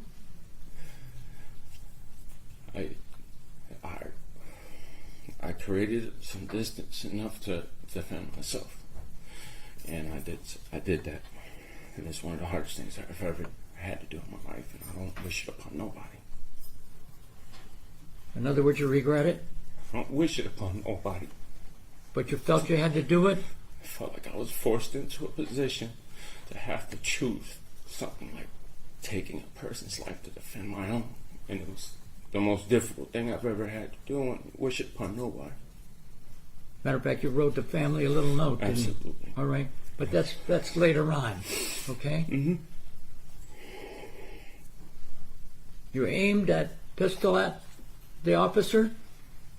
Yes. You knew it was an officer? Yes. And you made the decision to what? To survive, to not get killed. And you fired. Is that correct, sir? That's correct. Well, something happened after that. Isn't that correct? When I left, I didn't wait to find out anything. I didn't even know if I hit him or I assumed I did. He fell down. I didn't stand over him and try to finish off the fucking job or nothing crazy like that. You know what I'm saying? That's not who I am. So what did you do? I just ran. And I ran and I got rid of the gun immediately. Got rid of it. I didn't want it anymore. And what was your travels after that as you proceeded? I ran through a couple yards and took off my clothes and got on a bike. What were you concerned about it if you had waited around to see what was? I thought they were going to shoot and ask questions later. Shoot first, ask questions later. Who? Some officers. Well, as you proceeded, what was your desire and thinking about leaving and it being not trying to get caught? I thought they were going to kill me. Well, what evasive actions did you take besides the ones you've told us? I jumped on a bike and rode away. You found a bike in the backyard, a little kid's bike, It was just a mountain bike. a little girl's bike. It's a mountain bike. Okay. And how were you dressed as you went that I way? took off my jogging pants and my shirt, so I just had my basketball shorts on and my sneakers.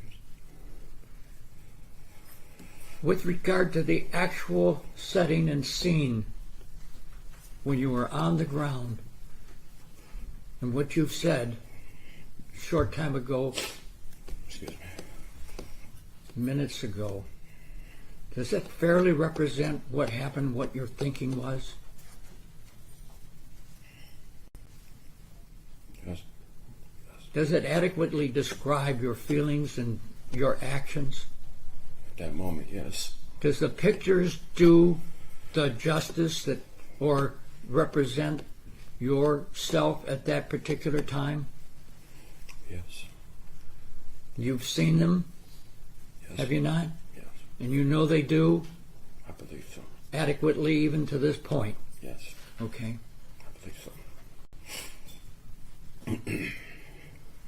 So where did you end up going? From the scene on a bike leaving. I rode to a friend's house and got some clothes. Okay, then? Then I just kept moving. I went and I hid in an alley for a second and got dark, and I found that abandoned house that they ended up finding me the next day, and I was on a porch ever since then. Afraid to move. Did you have phones at that time? Yes. A phone on you? Did you have a phone on you when you were in the backyard in question? No, my phone was left at the car wash. Did somebody provide you with a phone? Yes, Jamie Singleton did. Yeah. Okay, and how did you know to get in touch with her? I found her at the friend's house that I went to. Okay. And she provided you with things? Yes, she did. And at a point in time, did you separate from her, leave her, and go someplace else? Where Yeah. did you go? I went and slept in an alley for a little while. Not really, just couldn't sleep, honestly. I was laying down in an alley and it got dark and I found the abandoned house and laid down there. Approximately what time would that be? When I got to that house, Well, much later in the day. it was in the early mornings of Monday mornings, early morning. Okay. I So was- you've been hiding out until past midnight on the 21st into now the 22nd. Is that correct? That's correct, Monday the 22nd. Okay. And where did you finally end up at? At the house that they found me at. Okay. And did you ever go inside that house? No. You were just on a what? On a porch A porch, did you Yeah, say? I was laid down on the porch, scared to move. Okay. You know, there's some question about what it is you had in those duffel bags and bags that you had. Mm-hmm. Yeah. Tell me about those substances that were found that were not legal.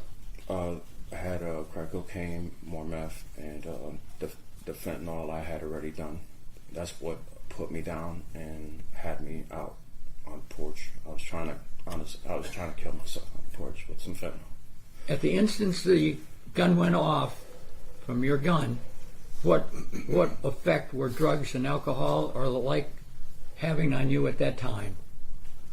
I'm sorry, say that again, please. What effect at the time that the gun went off were those drugs that you had been using? What effect did that have on you? No, I didn't have no. It wasn't no effect from the drugs because I had just woke up. Okay. That morning. That's what you're talking about? Yes, sir. Oh, I thought you were talking about when I was on the porch. I'm sorry. No, we'll back to the Go back porch to now. that point. Okay. Yeah, no. I had just woke up. Okay. When you were on the porch, Okay. what were you expecting to do from there, if anything? Just keep moving. Pardon me? Just keep moving. Okay. And did the person who we know as Jamie come and be Yeah, with you she there? brought me some drugs and some alcohol. I mean, some drugs, some water, and some cigarettes. Did you consume all of those? Yes. Well, Okay. not all of it. Yeah, but the fentanyl, I consumed all of that. Yes. All right. Did you sense that people were looking for you? Yes. How did you sense that? The phone calls, and I felt like there was like helicopters everywhere, and yeah, I was Okay. nervous. Very nervous. And what happened when you sensed, all of a sudden you sensed the police were there? Well, the flashbang woke me up, I see. and I put my hands in the air. And Before came the down. flashbang took place, had you been awake? No, I was out of it. I took all the fentanyl that I had from Jamie and attempted suicide by drugs. And then when the flashbang went off, what did you do? It woke me up, and I put my hands in the air and made my way down the stairs. And Following the commands of the officers out there? absolutely, Okay. absolutely. I came down the stairs and lay down on the ground like they told me to, and I spread my hands out in front of me like they told me to. Okay.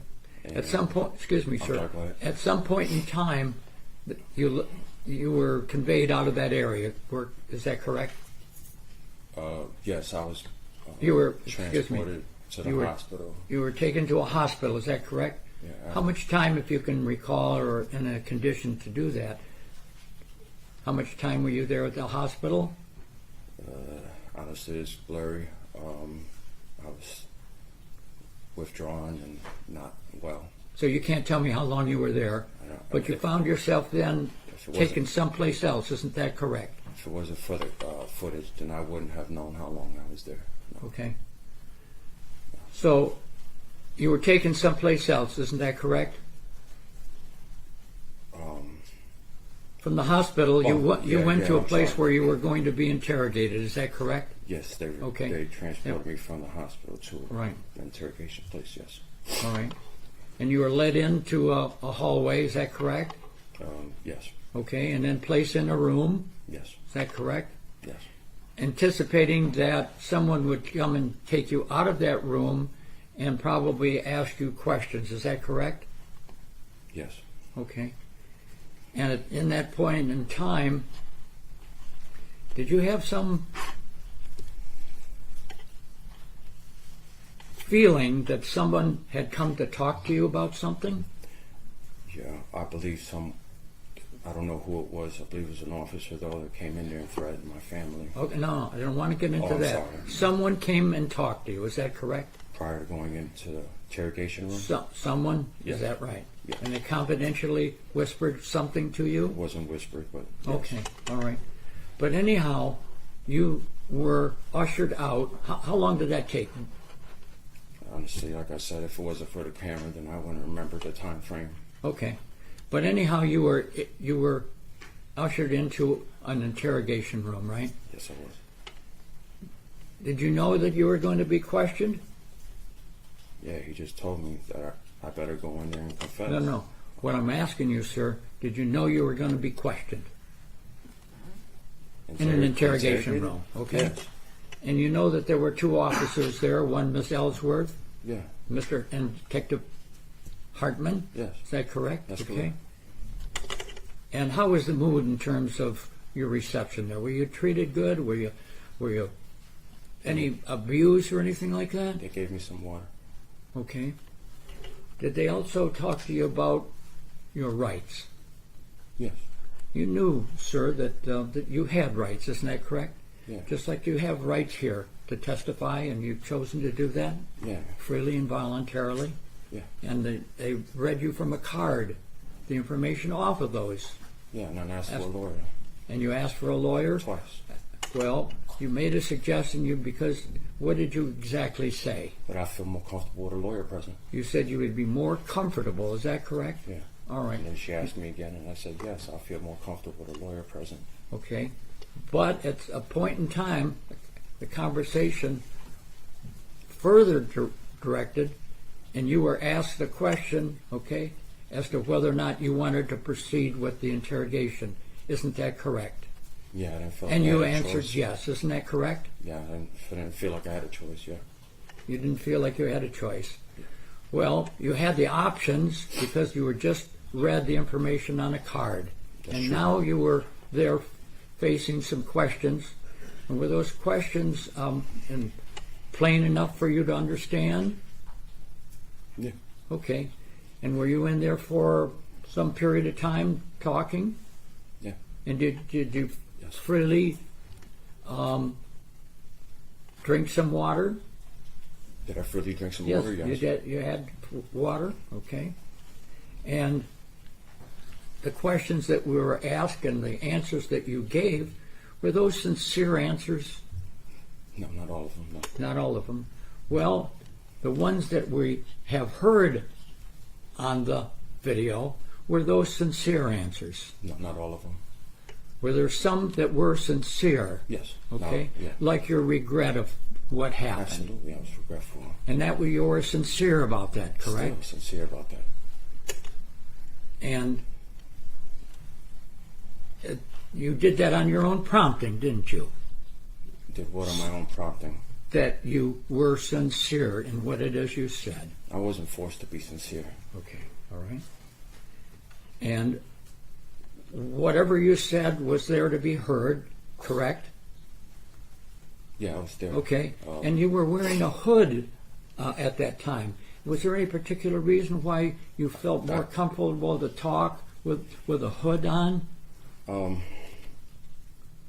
I always wear a hood because it makes me feel comfortable, and it helped me to feel more comfortable in there. Was it a sense of shelter or what?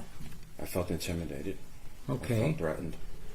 Well, like most people, you've heard your Miranda rights before? Is that right? You're familiar with those? I just got threatened prior to going in there. Sir, you were familiar with your Miranda rights? Okay. She And at a told me point my in time, Miranda at a point in time when it seemed like the interview or the interrogation was over, you were given a piece of paper and a writing instrument, a pen or a pencil, and you wrote a note. Is that correct? That's correct. And you freely and honestly and sincerely did that. Is that correct? Absolutely. Okay. Trying to express on that as best you could at that time under those circumstances your regret for what happened, but you were justified in doing it. Is that correct? Unfortunately, yes, I had to do that. Okay. All right.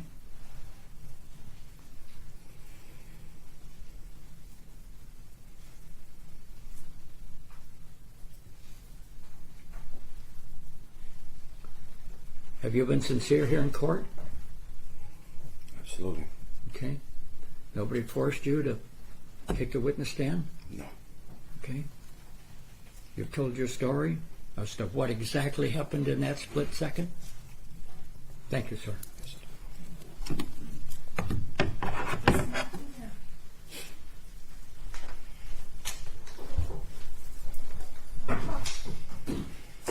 you.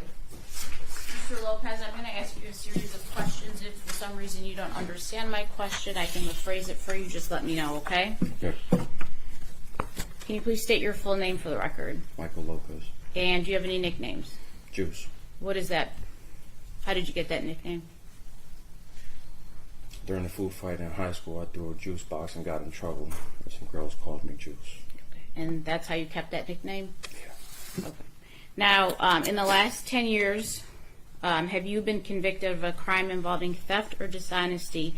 Please include any release from confinement in that time period. Yes. What crime is that?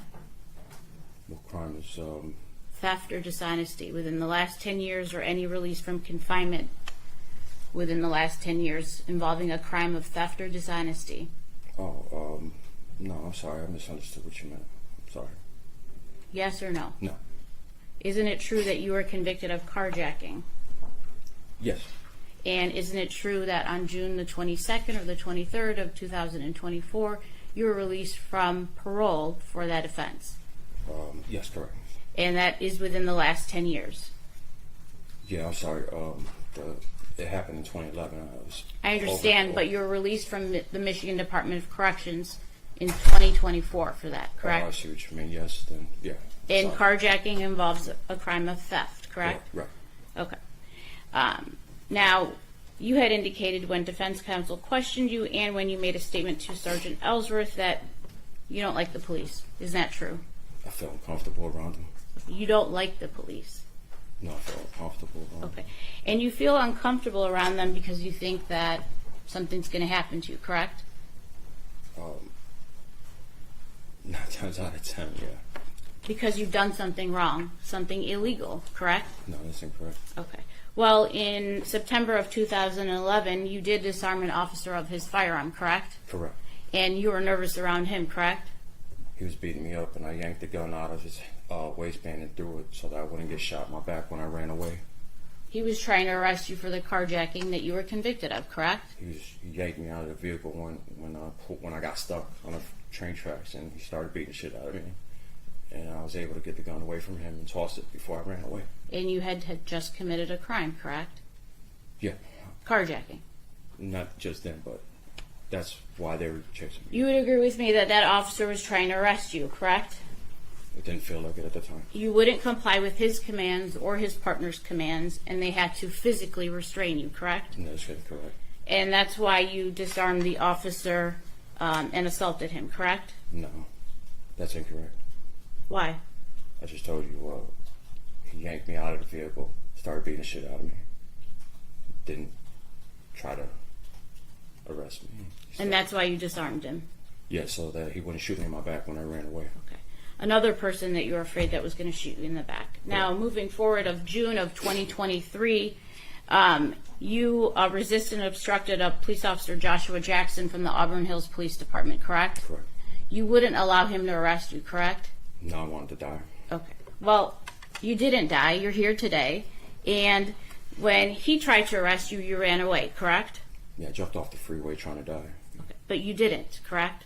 No. You got up, you ran away. You Correct. jumped into a dumpster and you hid. Correct. And you still would not comply with his commands, correct? No, I was trying to die. Okay. Did you threaten to shoot him at some point when you were fleeing from him? Yeah, I was hoping that he would shoot me. Okay. Well, he didn't. And he had a taser, correct? Yes, And you were tased by him. that's correct. And you know what a taser feels like. Yeah. Yeah. And moving forward to July the 21st of 2024, you ran from Officer Said, correct? That's correct. You would agree with me that you have a common scheme of running from the police when you're about to get caught, correct? We've got 3 incidences where you've committed crimes, police are about to arrest you, and you run away, correct? Correct. Okay. So this is a common scheme of yours. Yes. You don't want to get caught. No. You don't want to get locked up. No. So you decide, I'm going to run from the police and fight with them, correct? No. You did that on 3 occasions. No, I just told you I was trying to die by a police officer in 23. You didn't die. No, I was trying to. Well, after you assaulted him. I didn't assault Mr. Jackson. You didn't threaten to shoot him? Yeah, I was trying to get him to shoot me. Okay, threatening to shoot someone you don't consider an assault, Mr. Lopez? I mean, I guess. You don't think that someone would be afraid if you threatened to shoot them? Yeah, no, that's why I did it, because I was hoping that he would shoot me and kill me. So, fair to say, on 3 occasions in your lifetime, anytime you feel like you're going to get caught by the police, you run away, correct? Yeah. Okay. Now, on the day in question of July the 21st of 2024, Officer Said pulled up his scout car to where you were standing with Rebecca Davis, correct? Correct. Do you think that it is reasonable or normal for someone to be standing with all of their bags in a car wash bay on a Sunday morning while people are trying to run their errands and get car washes? Is that normal? I don't know what's normal, but there was empty bays over there, if that's what you're asking me. Are the bays for you to put deodorant on and adjust your pants and go through your bags? Are they meant for that? No.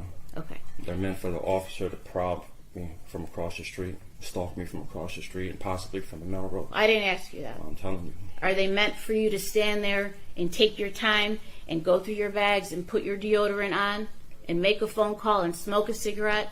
Is that something that people have to live around? Is that normal? No, that's why he came and corrected me. Correct. And you would agree with me that you were technically loitering, correct? Correct. And you would agree with me that you were technically littering when you flicked the butt onto the ground, correct? Yeah, and I picked it up and threw it away. You would agree with me that those are reasonable things for an officer to give someone a ticket for, right? That's correct.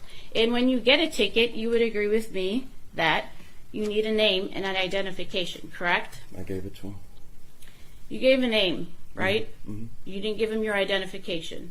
No, I didn't. I couldn't find it. Couldn't find it. Do you understand and do you know that it was in your Adidas bag? You knew it was there. I do now. Okay. The Adidas bag was your bag, correct? Yeah, we were sharing the bag, yes. It was your bag, correct? We were sharing that bag. Okay. That bag had paperwork belonging to you, correct? Mm-hmm. That bag had the items that you stole from the AutoZone the day before, correct? Correct. That bag had the methamphetamine, correct? Correct. That bag had the cocaine, correct? Correct. That bag had knives, correct? Correct. All things that are illegal, correct? Yeah, and also I had stuff from Rebecca too. Okay. But the majority was yours. We were sharing that bag. Okay. You could go ahead. Well, you would agree with me that in that bag were all things illegal, including your identification, correct? I didn't know my ID was in there.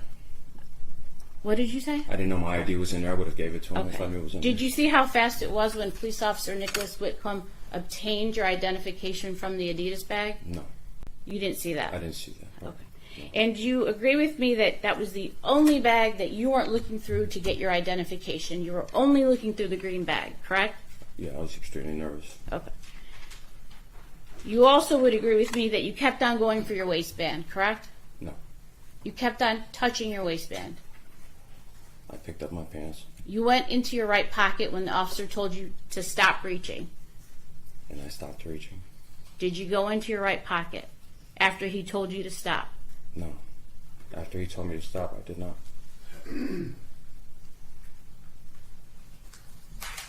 Why were you reaching for your waistband? I was picking up my pants, getting ready to leave. Did you ever try to feel for the gun that was on the right side? And I was looking for my ID. You knew that you couldn't have a gun, correct? Absolutely. You knew it was illegal, Yeah. right? You knew you couldn't possess a gun, right? Right. And that was the same gun that you had robbed someone with at the AutoZone, correct? So the walls are caving in on you at that point, correct? You knew you were going to get caught. No. Yes. You knew that the officer was going to be investigating you for the gun, right? Yes, and I knew that he was the one who my family filed a grievance See, I knew you couldn't comply with the judge's commands. on. I knew that this man was No. targeting me. Excuse I'm just me. telling the truth. Hold on, You hold want to on. hear the Take a truth? break. Okay, Stop, go ahead. Stop talking.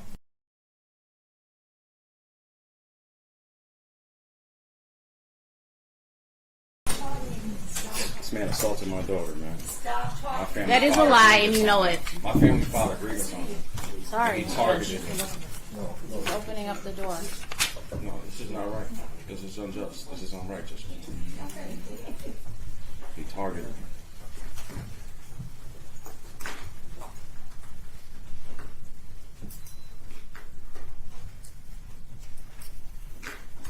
Thank you. You may be seated.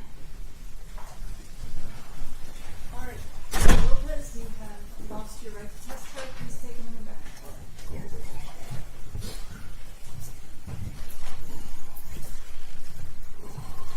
Downstairs for 3 minutes.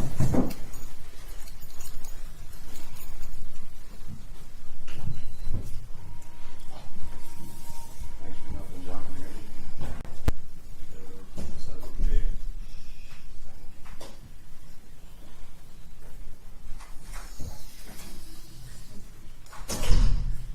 Judge, I apologize to the court, but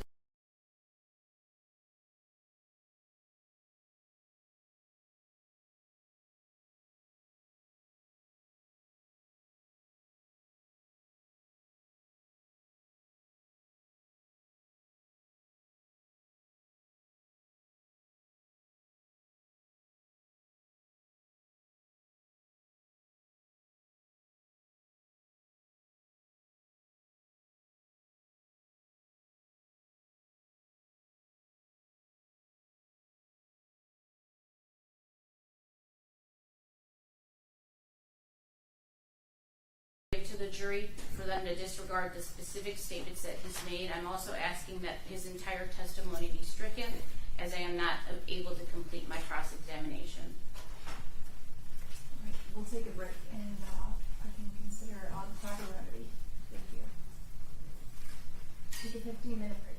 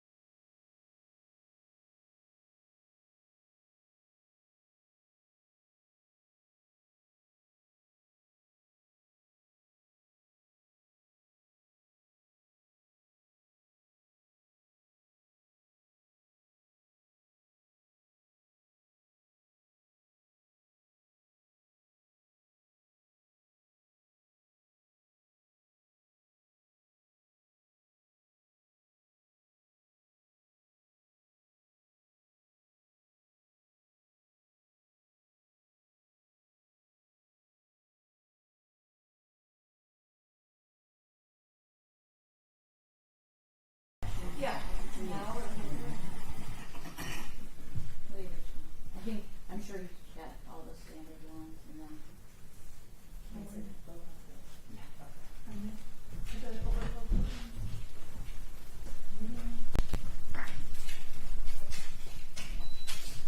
We're off the record for the rest of the day. We're going to continue tomorrow morning at 9 a.m. Thank you, Judge.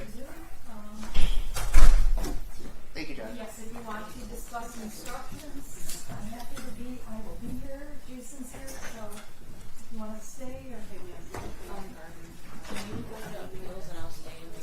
Yeah.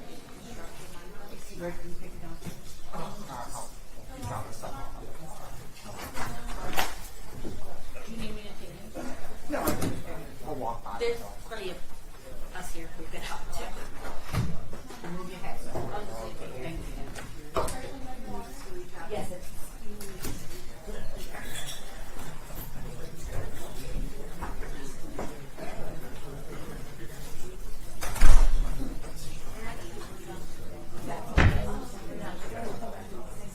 All right, Jason's going to send out a draft to everyone. Tomorrow at 9 a.m. Thank you, Judge.